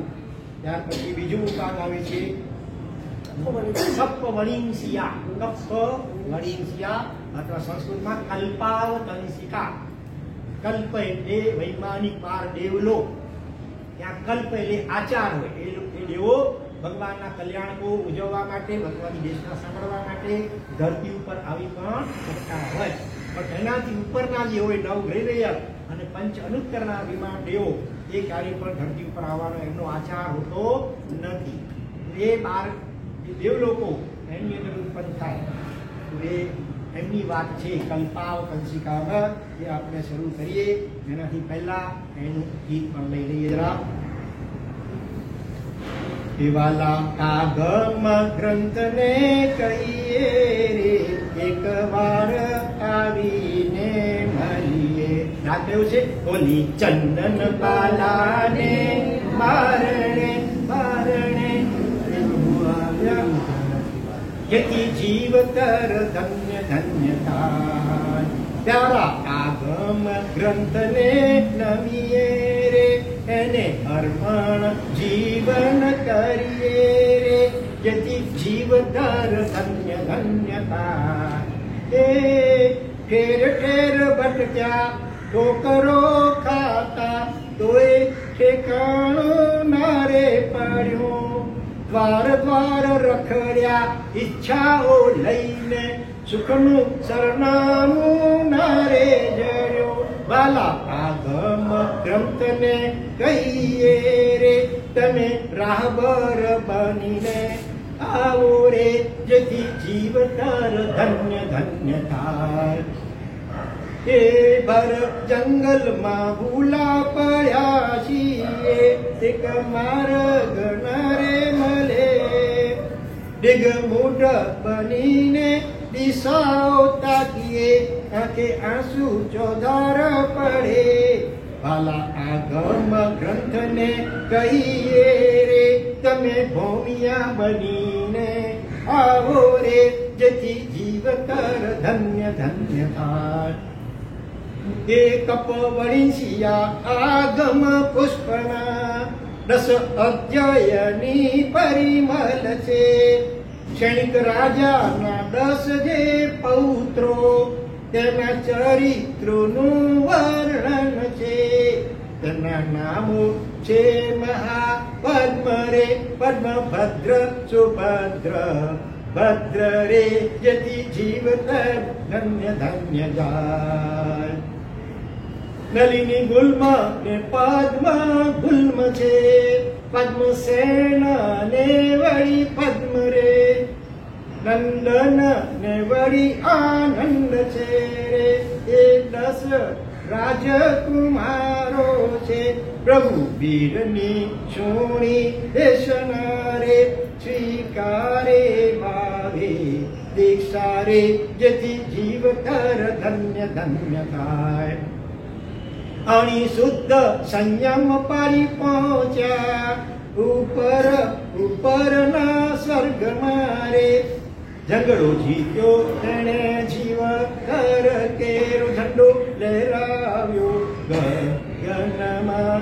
ત્યારે આવા પરાક્રમ કરશું રે વળી કરવો ને ઉખેલી નાખશું જેથી જીવતર ધન્ય ધન્યતા. એ મધ દરિયે મારી નાવ અટવાણી એક કિનારો જોવા ના મળે. ઉપર આગ ને નીચે છે પાણી એક સહારો જોવા ના મળે. વાલા આગમ ગ્રંથને કહીએ રે તમે સુકાની બનીને આવો રે જેથી જીવધર ધન્ય ધન્ય થાય. તો આ કલ્પાવતંસિકા અથવા કપ્પ વલિંસિયા રૂપાંગ સૂત્રની અંદર ક્ષણિક મહારાજાના 10 પુત્રોની પણ પૌત્રો. ઓલા કાલ સુકાલ વગેરે 10 જે નરકમાં ગયા ને દરેકનો એક એક પુત્ર એટલે ભગવાન ક્ષણિક રાજાના પૌત્ર જેમના નામ આ ગીતમાં પણ આવ્યા. છોટાના નામ કે પદ્મ, મહાપદ્મ, ભદ્ર, સુભદ્ર, પદ્મભદ્ર, પદ્મસેન, પદ્મગુલ્મ, નલિની ગુલ્મ, આનંદ અને નંદન. આ 10 પૌત્રો છે ક્ષણિક મહારાજાના. અને એમના પિતાઓ 10 ક્યાં ગયા? ચોથી નરકમાં. અને આ 10 જણા શું કર્યું? ભગવાન મારી સાથે પધાર્યા. એની દેશના સાંભળી વૈરાગ્ય પાણી અને શું કર્યું? બધાએ દીક્ષા ચારિત્ર લીધું. રાજકુમારો રાજ સત્તાના મોહમાં પડ્યા નહીં. ભગવાનની દેશનાથી સમજી ગયા કે મોટે ભાગે રાજેશ્વરી છો નરકેશ્વરી. રાજ સત્તા તો ચાંદની જેવું છે. અને એમાં સત્તાના કેફમાં અને યુદ્ધો વગેરે કરવામાં જે હિંસાની પાપો થશે એના પરિણામ સ્વરૂપે અસંખ્ય વર્ષો સાગરો પંબો એવા દીર્ઘકાળ સુધી નરકમાં ભયંકર લોકો ભોગવવા પડે. તો અમારે રાજા બનવું નથી. હા, રાજા બનવું છે. આત્મા મહારાજા બનવું છે. બરોબર ને? તમે શું કહો? મહારાજ સાહેબ કહો ને. સાહેબ મહારાજ એટલે ઇન્દ્રિયોને મનના સ્વામી બનવું છે. ગુલામ નથી બનવું. રાજા હોય કે મહારાજા હોય, ચક્રવર્તી ઇન્દ્ર હોય, આખરે ઇન્દ્રિયોના પણ ગુલામ હોય. હોય કે ન હોય? યુદ્ધો કેમ થાય છે? મોટા પંચન અને કામિનીઓના કારણે. મુનિવર કૌશિક ધ્યાનમાં હતા. અવધિ જ્ઞાન ઉત્પન્ન થયો અને ઉપયોગ મૂક્યો કે ભલા હું પણ દેવલોકમાં શું ચાલે છે, હું તો ખરો જા. અને એવું દ્રશ્ય જોયું એમને હસવું આવી ગયું. અને હસવાને કારણે અવધિ જ્ઞાન ખસી જતું રહ્યું. હસવું કેમ આવ્યું? કયું દ્રશ્ય જોયું ખબર છે ને? યાદ છે? વ્યાખ્યાનમાં વાત આવી તો થઈ હશે. કોને યાદ છે? બોલો. ઇન્દ્રાણી રિસાઈ ગયેલા અને ઇન્દ્ર એને મનાવવા પટાવવા માટે કાલાવાલા ઇન્દ્ર જેવો ઇન્દ્ર 25 લાખ દેવ વિમાનોનો અસંખ્ય દેવદેવીનો અધિપતિ રાજા. હા, એ પણ આ ઇન્દ્રિયોના વિષયનો ગુલામ હોવાને કારણે ઇન્દ્રાણીને મનાવવા માટે કાલાવાલા કરે છે. તો ઇન્દ્રાણી માનતા નથી, પોતાને વિષ છોડતા નથી અને મોઢું ચડાવી દીધું છે. બહુ સમજાવવા ગયા તો ઉપર થોડી લાત મારી દીધી. ઇન્દ્ર જેવા ઇન્દ્રને ઇન્દ્રાણીએ લાત મારી. તો ઇન્દ્ર ગુસ્સો કરતા નથી. સપ્તાહ તારી કેવા કહેવાય નહીં? ઇન્દ્ર જ્યાં સ્વાર્થ હોય, લોભ ને લાલચ હોય, એ બધું સહન કરી લે. ઇન્દ્રની લાત મારે છે. કોઈ પણ ગુસ્સો થવાને બદલે મોહના કારણે એના પગને પંપારે છે. કારણ પગમાં ત્યાં મોજ તો નથી આવી ગઈ ને. આ દ્રશ્ય, આ મોહનું નાટક ઇન્દ્રને પણ કેવો નચાવે છે આ મોહ રાજા. એ જોઈને એ વિચાર આવતા એ હસવું આવ્યું. એમાં દિગ્ગાન કશું કહેવાનો મતલબ એ શું છે? એ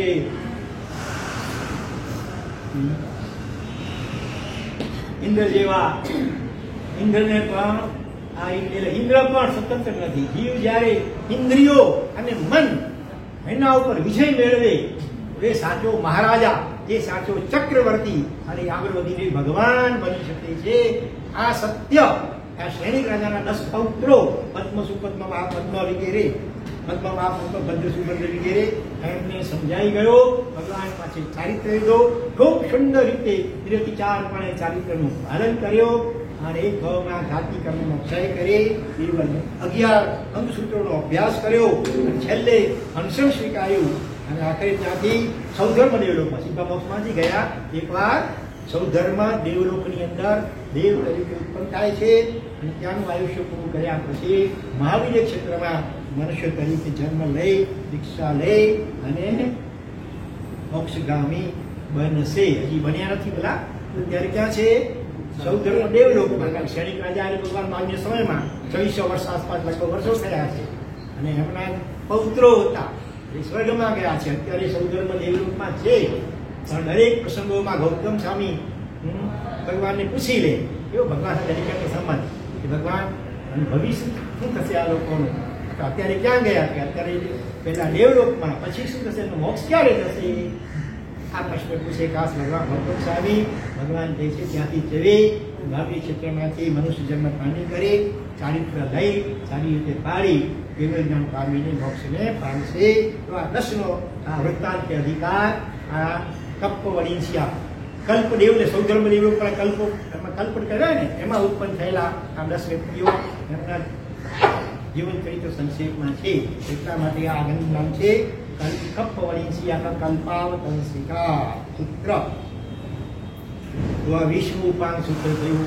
હવે આવે છે 21મું ઉપાંગ સૂત્ર, જેનું નામ છે પુષ્પિકા. પુષ્પિયા સંસ્કૃતમાં, પ્રાકૃતમાં થાય પુષ્પિયા અને સંસ્કૃતમાં થાય પુષ્પિકા. તો એનું આપણે એક ગીત લઈ લઈએ. કન વિકસે મન મન મારું ડોલનું કહે રે મલિયા આગમ ગ્રંથ આગમ દિલ વસિયા. હોઠ મારા હસતા એમ કહે રે કેવા આગમ ગ્રંથ આગમ દિલ વસિયા. તમારે આગમ દિલ વસિયા બોલવાનું. શિષ મારું ધૂણતું એમ કહે રે મલિયો મોટો આધાર આગમ દિલ વસિયા. આંખ ચમકતી બોલતી દુસ્સમ કાળે આધાર આગમ દિલ વસિયા. હાથ મારા નાચતા એમ કહે રે જગમાન જેની જોડ આગમ દિલ વસિયા. પગ ઘન ઘનતા બોલતા રે જન્મ સફળ મુજ આજ આગમ દિલ વસિયા. કાન બે ઉભા થઈ કહે રે થયું અમૃતનું પાન આગમ દિલ વસિયા. છાતી મારી ફૂલતી બોલતી રે હૈયાનો શણગાર આગમ દિલ વસિયા. અંગે અંગ એમ નાચ ધૂણે થાય હરખ અપાર આગમ દિલ વસિયા. પુફિયા સૂત્ર આત્મ મારે સૂરજ ચંદ્રની વાત આગમ દિલ વસિયા.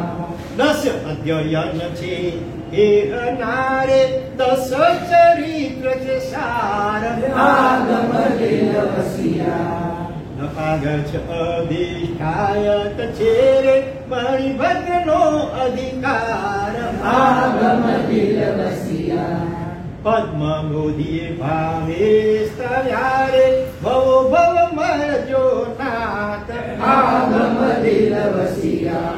મન મારું ડોલતું એમ કહે રે મળ્યો આગમ ગ્રંથ આગમ દિલ વસિયા. એવા સરસ ભાવવાહી ગીતો રચ્યા છે. તો અહીંયા 21 ઉપાંગ સૂત્ર એટલે ઉપાંગ તો ઉપાંગ કેવા છે? 9મું 10મું પુસ્તિકા. એના પણ 10 અધ્યાયનો છે. એમાં ચંદ્ર સૂર્ય જે આ જ્યોતિષ દેવીમાંના ઇન્દ્ર છે એમનો પૂર્વભાવની વાત છે. શુક્ર ગ્રહ એનો પણ જે મુખ્ય ઇન્દ્ર દેવ એનો પણ પૂર્વભાવની વાત છે. પછી એક દેવીનું પણ આમાં જીવન વૃત્તાંત છે. એ દેવીનું નામ શું છે? બહુપુત્રિકા. બહુપુત્રિકા એટલે શું? એને ઘણા પુત્રો હોય. દેવીને સંતાન હોય. સાંભળ્યું છે ક્યાંય? એક દેવીને દીકરાઓ થાય તો દેવીઓને ના થાય છે. બહુપુત્રિકા દેવી અને નામ પ્રમાણે ગુણ છે પાછું. એ કેવી રીતે છે આપણે જોઈશું. પછી એવી રીતે પૂર્ણ, માનભદ્ર, અપામાનીભદ્ર હશે, દત્ત, શિવ, મલેપક અને અનાદૃત. આટલા દેવો. એક દેવી, 9 દેવો છે. આમાંથી એક દેવી છે. એમના પૂર્વભાવની વાત છે આની અંદર.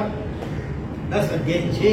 આ 10 ભેગાની અનુક્રમે ક્યારેક ક્યારેક વારા ફરતી એ આવે છે ભગવાન મહાવીર સ્વામીને વંદન કરવા માટે. સમજો કે પહેલા ચંદ્રદેવ આવ્યા, ઉત્તર વૈકની શરીર પૂરવીને આવે અને ભગવાને 3 પ્રશી આપીને વંદન કરી, કૃષ્ણ સાંભળે. પછી ભક્તિથી 32 પદ નાટક કયા દેવતા દેખાયા હતા? સૂર્યા દેવતાએ. બરોબર ને? એવી રીતે 32 પદ નાટક દેખાડે અને છેવટે પોતાના સ્થાને જાય. ગૌતમ સ્વામી તરત પાછા પૂછે ભગવાનને કે ભગવાન આ જે કોણ હતા અને આવી રીતિ એમણે પ્રાપ્ત કરી? ભગવાન એનો પૂરો ભાવ કહે અને વળી બીજા પ્રશ્નના જવાબમાં એનો પછીનો ભાવ પણ કહે. એવી રીતે ચંદ્ર, સૂર્ય અને બીજા પૂર્ણભદ્ર, માનભદ્ર, દત્તશિવ વગેરે વગેરેના આ બધાએ પૂર્વજન્મ, ખાસ કરીને પૂર્વજન્મની અંદર ભગવાનની દેશના સાંભળી એ ચારિત્ર સ્વીકારેલું હોય અને સુંદર રીતે પાલન કરી, પણ કંઈક એમાં ખામી રહી ગઈ હોય, અતિચાર લાગ્યા હોય. નિરતિચાર પણ ચારિત્રનું પાલન થાય તો મોક્ષ મળે, પણ થોડા ઘણા અતિચાર દોષ લાગ્યા હોય એને કારણે એ મોક્ષ ન મળતા દેવ ગતિને પામ્યા. એમાંથી શુક્રની વાત છે ને એ જૈન દીક્ષા નહોતી સ્વીકારી. એ બ્રાહ્મણ હતા પૂર્વભોની અંદર, યજ્ઞ હોમ હવન વગેરે કરતા. આગળ જતા એમણે તાપસી દીક્ષા અંગીકાર કરી અને એ લોકોના નિયમ પ્રમાણે કેટલું આચરણ કરવા લાગ્યા. ત્યારે 3 વખત અલગ અલગ દેવતા પ્રગટ થઈને કહે છે કે તમારી આ દીક્ષા બરોબર નથી. તો પણ છોડતા નહોતા. એને 4થી વાર કહ્યું. એમને પ્રશ્ન કર્યો તો શું કરવાનું છે? તમે પહેલા એમણે 12 વ્રત સ્વીકાર્યા હતા. ભગવાન પાસે 12 વ્રતો સ્વીકાર્યા હતા. પાછળથી સત્સંગ ન મળ્યો. જેમ દંડમણિયાનો દાખલો આવે છે ને, દંડમણિયા ભગવાન મહાવીરના પરિચયમાં આવ્યા, સત્સંગમાં આવ્યા, ધર્મ સ્વીકાર્યો, પણ પછીથી કુદરતી સાધુ સંતોનું આવાગમન ખાસ રહ્યું નહીં. અને એમાં ઉનાળાના દિવસોમાં એમણે ઔષધ કર્યો હતો, ચોવીયારી આઠમ કરી હતી. ભયંકર તરસ લાગી છે અને એને વિચાર આવ્યો ખરેખર પાણીની પરબો બંધાવી એના જેવું કોઈ ધર્મ નહીં. અને છેવટે એમણે મોટી વાવડી પરબે બંધાવી છે, વાવડી બંધાવી મોટી. લોકો વખાણ કરવા લાગ્યા. વખાણ સાંભળવાનો ચસ્કો લાગ્યો. અને પાણી ભરતું વખાણ કરતી હોય તો સામે બાકડા ઉપર બેસી કરે વખાણ સાંભળતા ફૂલાતા હોય. મરીને શું થયા? દંડમણીઓ જીવ એ જ વાવડીમાં દેડકા રૂપે ઉત્પન્ન થયા. ભગવાન મહાવીર સ્વામી પધાર્યા છે. એની વાતો કણિયારોના મુખેથી સાંભળી. પૂર્વજન્મનું જ્ઞાન થયું. કોકના વાસણ જે હોય પાણી ભરવાનું સાધન એમાં કૂદકો મારીને અંદર બેસી જાય છે. બહાર નીકળે છે. કૂદકા મારતા મારતા એ જાય છે ભગવાનને વંદન કરવા. રસ્તામાં કોઈ ઘોડાના પગ નીચે જગડાઈને મરી જાય છે. મરીને પણ શ્રેણી રાજાનો ઘોડો ભલે અને ભરી કરી ભગવાનને વંદન દર્શન કરવા ભાવ હતા ને આવું એને કારણે દેવ બને છે. નામ શું કે એવું દર્દુરાંક દેવ, દર્દુર એટલે દેડકો. આવી કરી અને ભગવાનને વિલેપન કરે છે. શેનું વિલેપન કરે છે? પરુ, રસીનું પરુનું વિલેપન કરે છે. આવું દ્રશ્ય બધા જોવે છે. બધા ચમકી ગયા હશો. આશાપના કરે છે આવી. પછી 4 જણા છીકો આવી છે અલગ અલગ. બરોબર ને? કોકને કહ્યું કે ભગવાનને શીખ આવે મરો ભગવાન અકર્મી, મરો ભગવાન અકર્મી. પછી કોણ બીજી શીખ આવે? અભય કુમારે આવી શીખ તો શું કહ્યું? તમારો ન જીવ. હે મારો કે મરો જીવો, મરો કે જીવો ભલે. પછી બીજા કોને શીખ આવી હતી? કાળસરી ફસાઈને મરપણાની જીવ પણ નહીં. અને ચોથી શીખ કોને આવી હતી? સૈનિક રાજાને એમ શું કહ્યું? તમે ઘણું જીવો. પછી ગૌતમ સ્વામીએ પૂછ્યું હશે, એનો ખુલાસો કર્યો કે આ રીતે દેવ હતો. આ એમાં રસી કે પરવું હતું તો ચંદનનું વિલેપન કરતો હતો. દેવતા માયાથી આપણને લાગે કે આ રસીનું વિલેપન પરવું કરી રહ્યો છે. અને છીંક આવી ત્યારે ઓલાને શું કહ્યું? પેલા કોને છીંક આવી? પહેલા સૈનિક રાજાને. ચાલો શું કહ્યું? ઘણું જીવો. કારણ કે મરીને ક્યાં જવાના છે? નરકમાં. એટલે કહ્યું તમે ઘણું જીવો. પછી બીજું ભગવાને કહ્યું મરો ભગવાન અકર્મી. ભગવાન ભગવાન આયુષ્ય પૂરું થાય તો મોક્ષમાં અકર્મી એટલે કર્મ રહિત થઈને મોક્ષમાં સિદ્ધ પરમાત્મા બનવાના છે માટે. પછી અભય કુમારને કહ્યું કે જીવો તોય ભલે મરો તોય ભલે, કારણ કે જીવશે તોય સારા કાર્ય ધર્મ કરે છે, બુદ્ધિનો સદુપયોગ કરે છે, મરશે તોય પછી ક્યાં જવાના છે? દેવલોકમાં. એટલે બંને હાથમાં લાડુ. અને કાલ સૌરી અત્યારે પાપ કરે છે ને મરીને નરકમાં જશે, જીવે નહીં મરે નહીં. બરોબર આવી વાત છે. અહીંયા પણ આ તાપસને પણ સત્સંગ શરૂઆતમાં 12 વખત સ્વીકાર્યા હતા ભગવાનના પરીક્ષામાં આવીને, પાછળથી સત્સંગ છૂટી ગયો ને આ હમ ભગવાનને એવા પ્રકારનું જીવન જીવતો હતો તાપસો જેવો. દેવતાએ 3 વાર ટકોર કરી તોય છોડતો હતી. 4થી વાર ટકોર કરી કારણ પૂછ્યું તો દેવતાએ ખુલાસો કર્યો. તમે પહેલા 12 વખત પાડતા હતા સારી રીતે બરાબર હતું, વળી છોડી દીધું ને આ તમે લાગી ગયા ધીરે એટલે આખરે પછી આયુષ્ય પૂરું કરીને એ શુક્ર બને, શુક્રનો દેવ બને છે. દરેક દેવ વિમાનના અધિપતિ ઇન્દ્ર પણ હોય અને સાથે સાથે બીજા અને આજ્ઞામાં ઘણા બધા દેવો દેવી હોય. આમાં મુખ્ય વાત તો ગૌ પુત્રિકા દેવી એમનું જીવન વૃત્તાંત સમજવા જેવું છે. તો વારાણસી કાશી નગરીની અંદર ભદ્ર સાર્થવાહ સુભદ્રા એમની પત્ની પણ ઘણા વર્ષો વીતી ગયા, કોઈ સંતાન થતો નથી. બીજી સ્ત્રીઓને સંતાન રમાડતા ને જુએ છે ને મનમાં એને આમ ખેદ થાય છે કે આ બધા કેવી મજા કરે છે, નાના નાના ભૂલકાઓ રમાડવાની, નવડાવવાનું, ખવડાવવા, ખેલ કરવા કેટલી મજા આવે. જે વિચાર કરે છે મને પણ આવા પુત્ર સંતાનો કેવું સારું થાય. એમ કરતા કરતા એક દિવસ એ ગામની અંદર સુબ્રતા નામે સાધ્વીજી ભગવાન પરિવાર સાથે પધાર્યા છે. અમે એમને ત્યાં વરવા માટે આવે છે. ત્યારે આ સુભદ્રા સાર્થવાહી એને કહે છે કે મહારાજ તમે તો બહુ ઘણું જાણતા હો, તો કઈ કઈ વિદ્યા કઈ મંત્ર કે કંઈક એવું હોય તો કંઈક બતાવો ને પ્રયોગ, જેથી કરીને મને સંતાન થાય. અને સંતાન નથી એટલે મને બહુ ખટકો રહ્યા કરે છે. બોલો આવું પૂછાય કે તો પૂછવું ન જોઈએ, પણ અજ્ઞાનતા આવી છે કે લોકો પૂછી નાખે સંસારિક પ્રશ્નો. સાધી ભગવાન તો એને સમજાવ્યું, જો અમે બધું છોડ્યો એટલે અમે આવી કોઈ વસ્તુમાં પડીએ પણ નહીં, બધું કર્માધીન હોય છે એટલે સમજાવ્યું એમને. અને આ કરીને સમજાવી કરીને એને શાવિકા બનાવી અને વ્રતો સ્વીકાર્યા શાવિકાના. વળી કેટલો સમય વીત્યો, વળી વિહાર કરતા કરતા વળી સાધુજી ભગવંતો પધાર્યા હશે. દેશના સાંભળી વૈરાગ્ય થયો અને એણે દીક્ષા અંગીકાર કરી દીધી. કોણે? સુભદ્રા. સાર્થવાહી દીક્ષા લીધી, પણ દીક્ષા લીધા છતાં પણ મનમાં જે ઈચ્છા પડી છે ને, આ ઈચ્છા જ જીવને હેરાન કરે છે. સંતાન જોઈએ, સંતાન છોકરા નહોતા એ વાત હતી અને મગજમાં અંદર સબકોન્સ માઇન્ડ પછી નીકળી નથી એ વાત. અને દીક્ષા લીધી છે. પરિણામે નાના નાના બાલિકાઓ આવતા હોય, બાલિકાઓ સાધ્વીજી હતા એટલે બાળકોને કદાચ નીંદ કરતા હોય ભલે, તો બાલિકાઓને રમાડે, ખોળામાં બેસાડી રમાડે, વચ્ચે વળી આમ કરે તેમ કરે. એ રીતે આમ ગણે સંતો. એટલે એના ગુરુણીએ નિષેધ કર્યો કે આપણને આમ ન શોભે, આપણાથી આવું ન કરાય. તો પણ માનતા નથી અને છેવટે ગુરુથી પોતે અલગ થઈ જાય છે.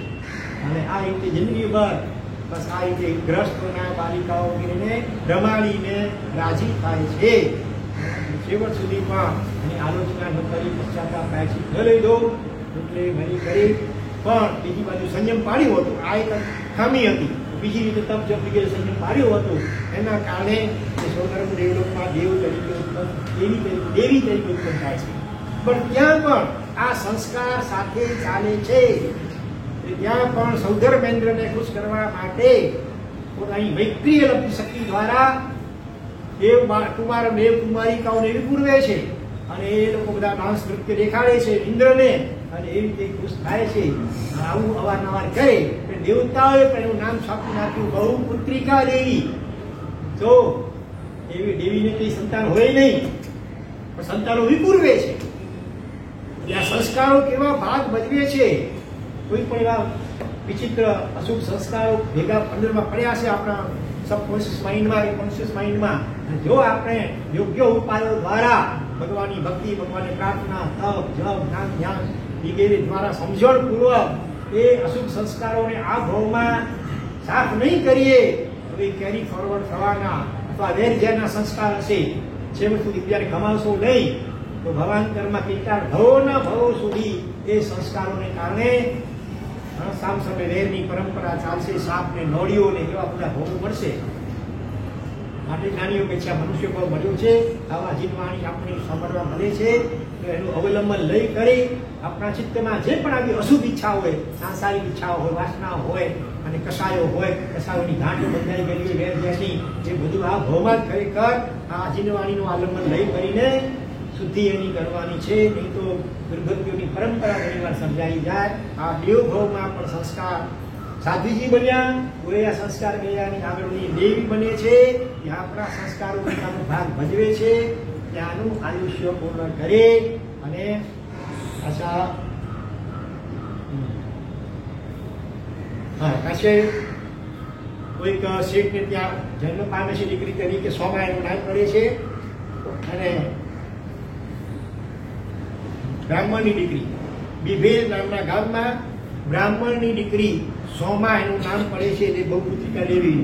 અને આ ભાવની અંદર પણ એના લગ્ન કોઈના પુત્ર સાથે પુત્રના કારણે બતાવે છે. પછી આ ભાવમાં બહુ ઈચ્છા હતી ને સંતાનો જોઈએ કુદરતનું કહ્યું ઘણા સંતાનો લગભગ 35 કે એટલા સંતાનો થઈ ગયા. હવે ઉપાધિ છોકરા ન હોય તોય દુઃખી, બહુ છોકરા થઈ ગયા હેરાન કર્યા કરે, રડ્યા કરે ઘડી કઈ તોડી નાખે કઈ કરે માન નવડાવ્યું હોય પણ જેની ભૂલમાં આરોપી ને ગરીબ કપડા ધોવા પડે, બાળકો સાફ કરવા પડે, એટલે કઈ આરાધના કરવા પડે, ટાઈમ જ ન મળે. આખો દિવસ આ છોકરાની આડ પંકાળમાંથી ઊંચા આવતા નથી એટલે મનમાં દુઃખી થાય, કંટાળો આવી જાય છે. આ મન કેવું છે અવરચંડો કેવી ભૂલણ થાય છે. પેલાની છોકરા જોઈએ હવે એમ થાય કે જેની પાસે છોકરા હશે નહીં એ કેવા સુધી નિશ્ચય નિરાંતે અને કાંઈ કરવું ન પડે, છોકરાના ભૂલ તો ધોવા ન પડે, ઘડી અને કંઈ કરવું ન પડે, કેવા નિશ્ચય જેને અમે નિશ્ચય કહેતા.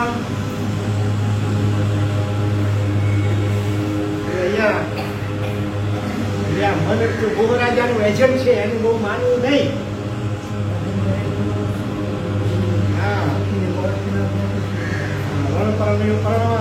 અમરકા કરે માંડો હોય કે ક્યારે હું ડબલ થાઉં ડબલ થાય ને જ્યારે વાસ્તવિકતા ખબર પડે ત્યારે પસ્તાય. હવે ત્યારે જલ્દી છૂટાછેડા તો સારું. હવે કેટલી છૂટાછેડ થવામાં કેટલી ઉપાધિઓ બધી માની આપવી પડે, ધક્કા ખાવા પડે, નક્કરના લાડુ ખાય સુધી પસ્તાય, ખાય સુધી પસ્તાય. સંસાર એવો છે. દિલ્હીનો ઠગ વખણાય એ લાકડાના ભૂકાનો લાડુ બનાવે આપણા મોટા આવડા ઉપર વરખ સોટાડે હરંગે આકાશ એકદમ અને સૈન વગેરે છાંટી તો સુગંધમય આવે અને એક મોટા થાળમાં આપણે ચાર મૂકી કરે. દિલ્હીની ચાંદની ચોકમાં હર બજારમાં લોકો ચિકાર પસાર થાય ત્યાં થાળ મૂકે છે. લાડુ લો ભાઈ લાડો, સુગંધ એવી હતી, એનું આકર્ષક એવું હતું, ભલભલાના મોઢામાં પાણી આવી જાય. પણ જ્યાં કિંમત પૂછે છાતીના પાટિયા બેસી જાય. લાખ સવા લાખ રૂપિયા મોટી એક લાડુની કિંમત. બધા મનમાં પસ્તાય છે. લોકો વિચારે છે કેવો ભાગ્યશાળી હશે જે આ લાડુ ખરીદી શકશે ને ખાશે ખવડાવશે, એ કેવો લકી હશે. એમાં એક શેઠ આવ્યા તમારા જેવડા કોઈ તમારા જેવડા દુલાભાઈ એવા હશે જેવા ખરા બરાબર. હા પૂછ્યું ભાઈ લાડુ શું કિંમત? લાખ સવા કાંઈ વાંધો નહીં ચાલ.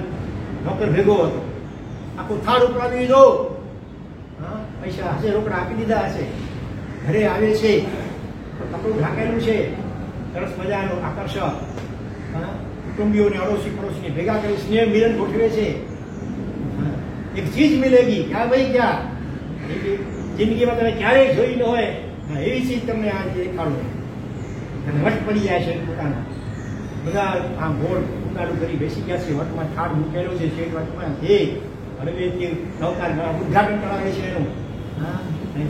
ધારદાર છરી મોટી સાથે હતી અને શું કરે છે એના એક આમ જોઈને ચકિત થઈ જાય બધા શું સુગંધ કરી શું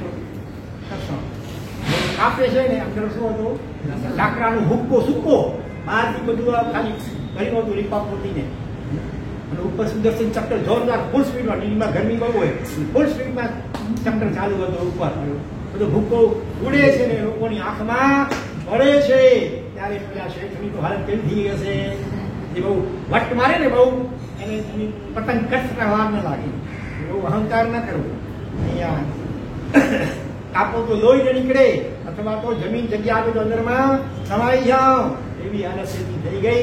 એટલે કહેવાય લકડકા લડ્ડુ ખાય છો બી પસ્તાય. છેલ્લે ખાવા માટે ખરી ગયા એ પસ્તાય છે એ ન ખાય બધા લોકોએ પસ્તાતા હતા કે શેઠ કેવા ભાગ્યશાળી આપણે કેવા કમનસીબે લઈ શકતા નથી. આ સંસારના સુખો બધા આવા છે નકલી આભાસી. એટલે અહીંયા સંતાન ન હોય ત્યારે થાય કે સંતાન થાય તો સારું.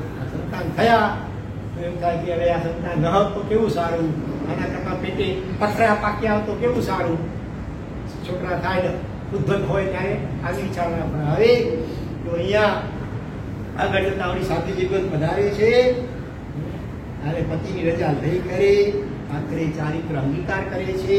11 અંગસૂત્રોનો પહેલાના કાળમાં ગાંધીજીને પૂછ્યું નથી. વર્તમાન કાળમાં બહુ લિમિટેડ છે. તો એ દીક્ષા સૂત્રોનો અભ્યાસ કરે છે. સુંદર રીતે ચારિત્ર પાડે છે. છેલ્લે 1 મહિનાનો સંલેખના કરે દેવ ગતિને પામે છે. એકવાર તો ત્યાંથી પછી આયુષ્ય પૂરું કરે મહાવિદ્ય ક્ષેત્રમાં દીક્ષા લઈ જીવનદાન પામીને મોક્ષમાં જશે. એટલે જ્ઞાનીઓ કહે છે ઈચ્છા મુક્ત બનવાનો અભ્યાસ કરો. તત્વાર્થાદિક સૂત્રમાં સૂત્ર આવે છે ઈચ્છા નિરોધમ તપઃ. ખરો તપ શું છે? ઈચ્છાનો નિરોધ. ઉપવાસ આમી પણ શા માટે? આ ખાવાની અનેક પ્રકારની ઈચ્છાઓ છે ને ઉપર કંટ્રોલ મેળવવા માટે છે.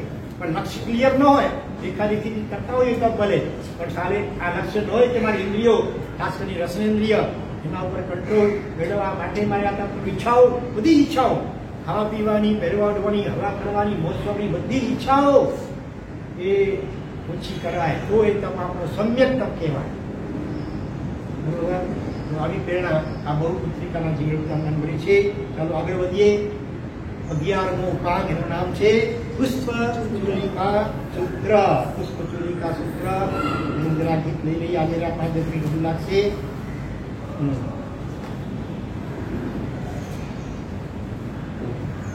એક ઘડી પ્રભુ પુર એકાંતે એક ઘડી જો સ્પર્શી જાય આગમ વચનો મને સોનામાં સુગંધ ભરે જીવનમાં વસંત ફિરે. કાળ અનાદિમાં કાને સુણ્યાના શાસ્ત્રો વચનો રે શરણ ગ્રયોના પરવાર મેં તો જીનવાણી નો કરે. આગમ વચનોના પારસ્મરીનો સ્પર્શ મળે જો મને સોનામાં સુગંધ ભરે જીવનમાં વસંત. આગ ઉઠી છે અંગે અંગમાં વાસનાની અરે બોરિંગ અંકે અણુએ અણુમાં ભોગવાદન ભારે. બેટી જાય જો ગારુડી કોઈ જીન વચનો નો મને સોનામાં સુગંધ ભરે જીવનમાં વસંત.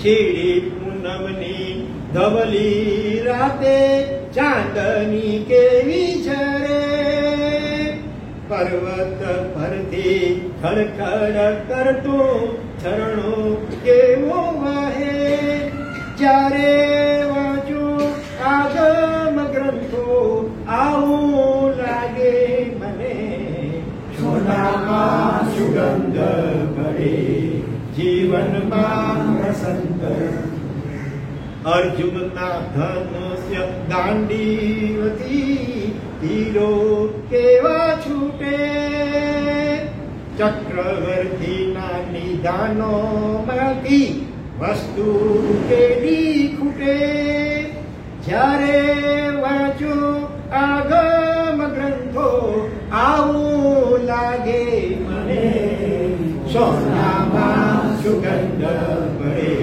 જીવનમાં વસંત દસમા સતાવે કે દસતા હિરણ નયનથી વહે શબ્દે શબ્દે તેજ ભર્યું છે જાણે વીજળી ચમકે જ્યારે વાંચો આગમ ગ્રંથો આવું લાગે મને સોનામાં સુગંધ ભરે જીવનમાં વસંત પુષ્પ તુલિકામાં શોભે છે વળી 10 દેવીના નામ શ્રીદેવી ધ્રીદેવી ધૃતિ ને ઈલા કીર્તિ છે નામ લક્ષ્મી દેવી સુરા દેવી ને વળી રસગંધ દેવી નામ રે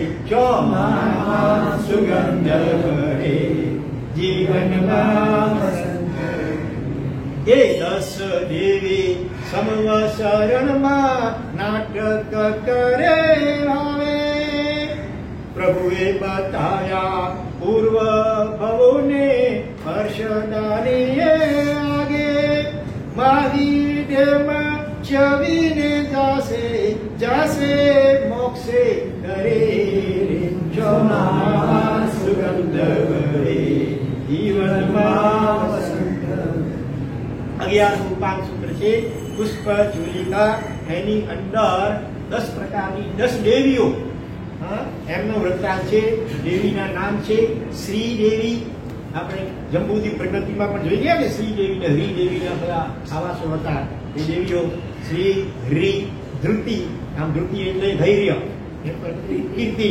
બુદ્ધિ લક્ષ્મી શ્રી દેવી અલગ છે લક્ષ્મી દેવી અહીંયા અલગ છે ઈલા દેવી સુરા દેવી રસ દેવી અને બંધ દેવી આ 10 દેવીઓ એકી સાથે ભલેની અલગ અલગ સમયે આવે છે અને ભગવાનને પ્રશ્ન આપી વંદન કરે છે દેશના સાંભળે છે ભક્તિ કરે છે વગેરે વગેરે અને ત્યાર પછી ગૌતમ સ્વામી પૂછે છે કે ભગવાન આ દેવીઓએ આવી સમૃદ્ધિ શી રીતે પ્રાપ્ત કરી અને પછી ભાવિમાં એનો મોક્ષ પણ પૂછે અને ભગવાન કહે છે પૂર્વ ભાવમાં આ બધે પાસના ભગવાન અને સાધ્વીજીઓ હતા એની પાસે દીક્ષા લીધેલી હતી ચારિત્ર પામતા તો હતા પણ એમાં કેટલાક અતિચારો લગાવતા હતા ખાસ કરીને શરીરની સાર સંભાળ રાખતા શરીર કેન્દ્રિત જીવન વધારે હતું ખાસ કરીને થોડી વારે હાથ ધોવાનું પગ ધોવાના મોઢું ધોવાનું આવું કરતા હતા અને આ રીતે ચારિત્રની કેટલીક વિરાધના થઈ ગુરુની અટકાવ્યા છે પણ અટક્યા હોય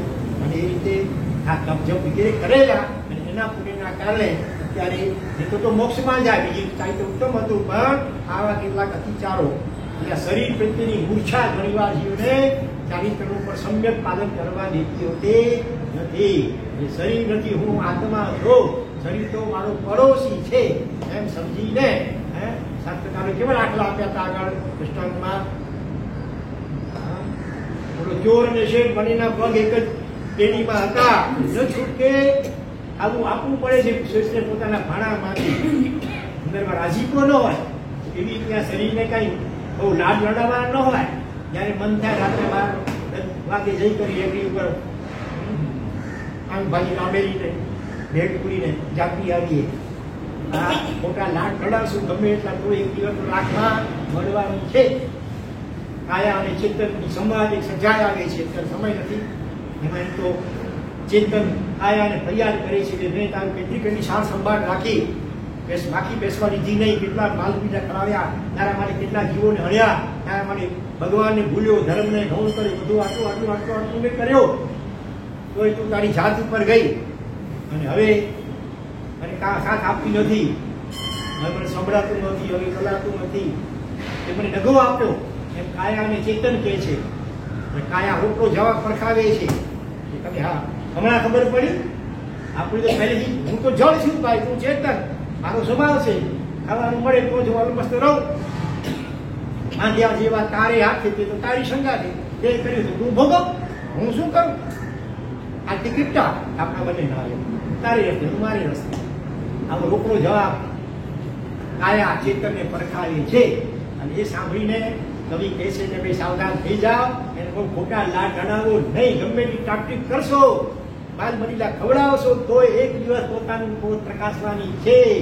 તમારું ધાર્યું નહીં કરે, તમારી સાથે પરલોકમાં પણ ભેગી કાયા ચાલશે નહીં. માટે બહુ પાપ ન કરવા કાયાની ખાતર એ થોડું ભાડું આપો, નિર્દોષ ભગવાનની આજ્ઞા મુજબનો, અને કસ કાઢો આરાધના સાધના કરવા દ્વારા. તો અહીંયા એમણે થોડી વિરાધના કરી, એના કારણે મોક્ષમાં ન જઈ શક્યા, પણ દેવ ગતિને પામે છે આપણી દેવીઓ. અને અહીંથી પછી આયુષ્ય પૂરું થઈ મહાવીર ક્ષેત્રમાં જન્મ પામી, ત્યાં ચારિત્ર અંગીકાર કરશે અને મોક્ષગામી બનશે. આ વાત આ 10 દેવીઓની આ પુષ્પચુલિકા એટલે પુષ્પચુલા એમની ગુરણીનું નામ હતું. આગલા ભાવમાં 10 જણાએ દીક્ષા લીધી પાર્શ્વનાથ ભગવાનના પરિવારમાં. એના ગુરણીનું નામ હતું પુષ્પચુલા. તેના ઉપર નામ પડ્યું હોય પુષ્પચુલિકા સૂત્ર.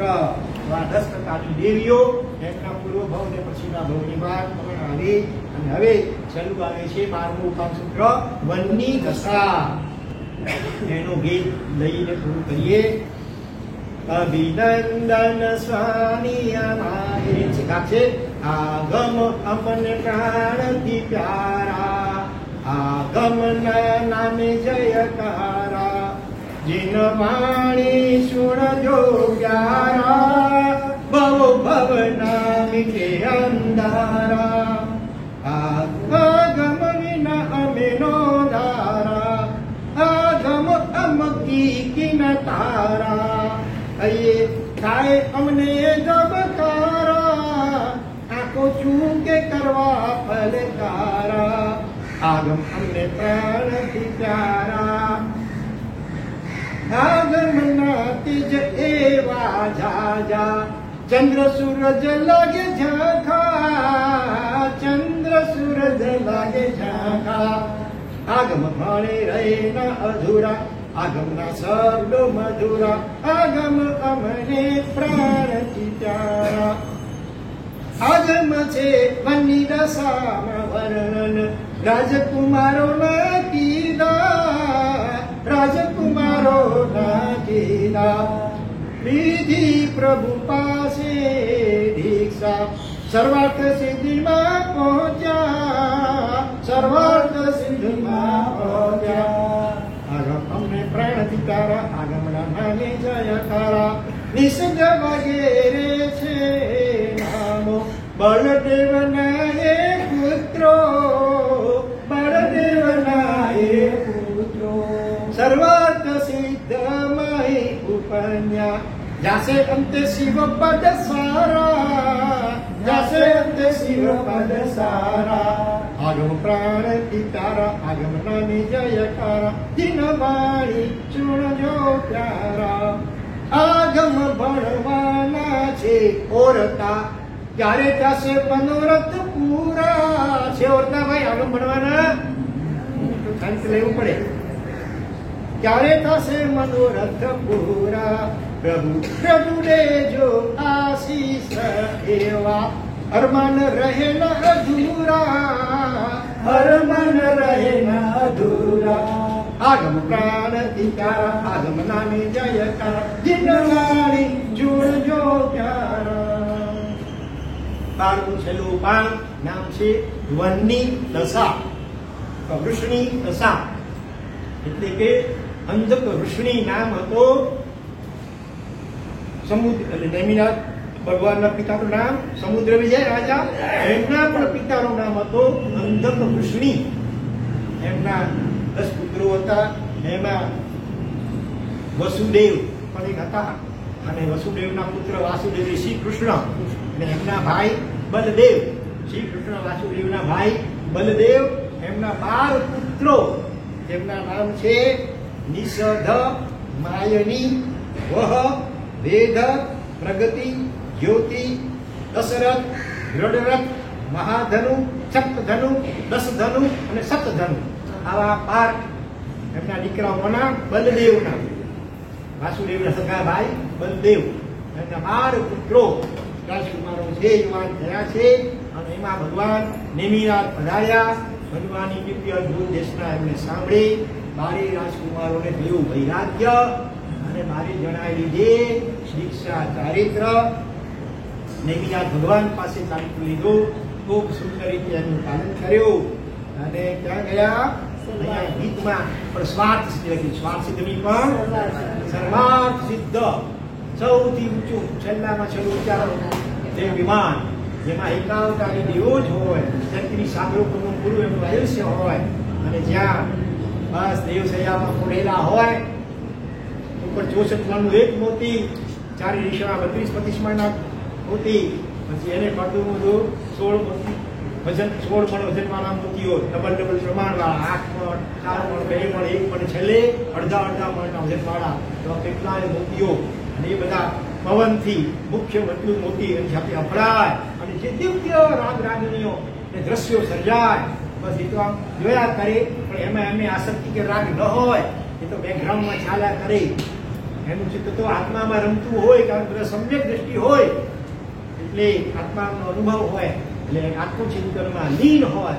વ્યક્તિ સાગરોપમનું આયુષ્ય આ રીતે ક્યાંય પસાર થઈ જાય, ખબર ન પડે. ત્યાંથી માનવી સૂત્રમાં જન્મ પામી અને આ 12 જણા મોક્ષગામી બનશે. એટલે આ રીતે સંક્ષેપમાં વૃત્તાંત આ 12નું આ વનની દશા, અંધક વૃષ્ણિ ઉપરથી આ વનની એને વનની દશા નામ પડેલું છે. આ રીતે આપણે આ 5 ઉપાંગ સૂત્ર સહિત આજે બધા ટોટલ 12 ઉપાંગ સૂત્રોનો અંતિમ સ્વાધ્યાય આપણે પૂર્ણ કરીએ છીએ. જેના દળને બોલાયો હોય હાર્દિક ઈચ્છામી ઉત્તરમ. ઓમ શાંતિ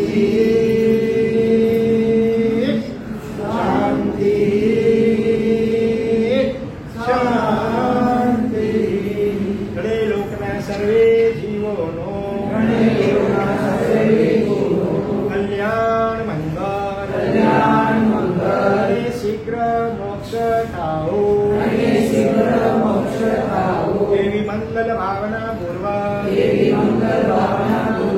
નમો હરિહંતારામ, નમો સીતારામ, નમો આયરિયારામ, નમો ઉવજારામ, નમો લો એ સબ સાહુણા, એસો પંચમુખારો, સબ પાવપનાસો, મંગલાનં ચ સર્વેષુ, નમો મંગલમ, નમો હરિહંતારામ, નમો સિદ્ધારામ, નમો આયરિયારામ, નમો ઉવજાયારામ, નમો લોએ સર્વ સાહુણામ, એષો પંચ નમસ્કારો, સર્વ પાપપ્રણાશનો, મંગલાનં ચ સર્વેષુ, પ્રથમોઈ મંગલમ, નમો હરિહંતારામ, નમો સીતારામ, નમો આયરિયારામ, નમો ઉવજારામ, નમો લો એ સબ સાહુણા, એસો પંચમુખારો, સબ પાવપનાશો, મંગલાનં ચ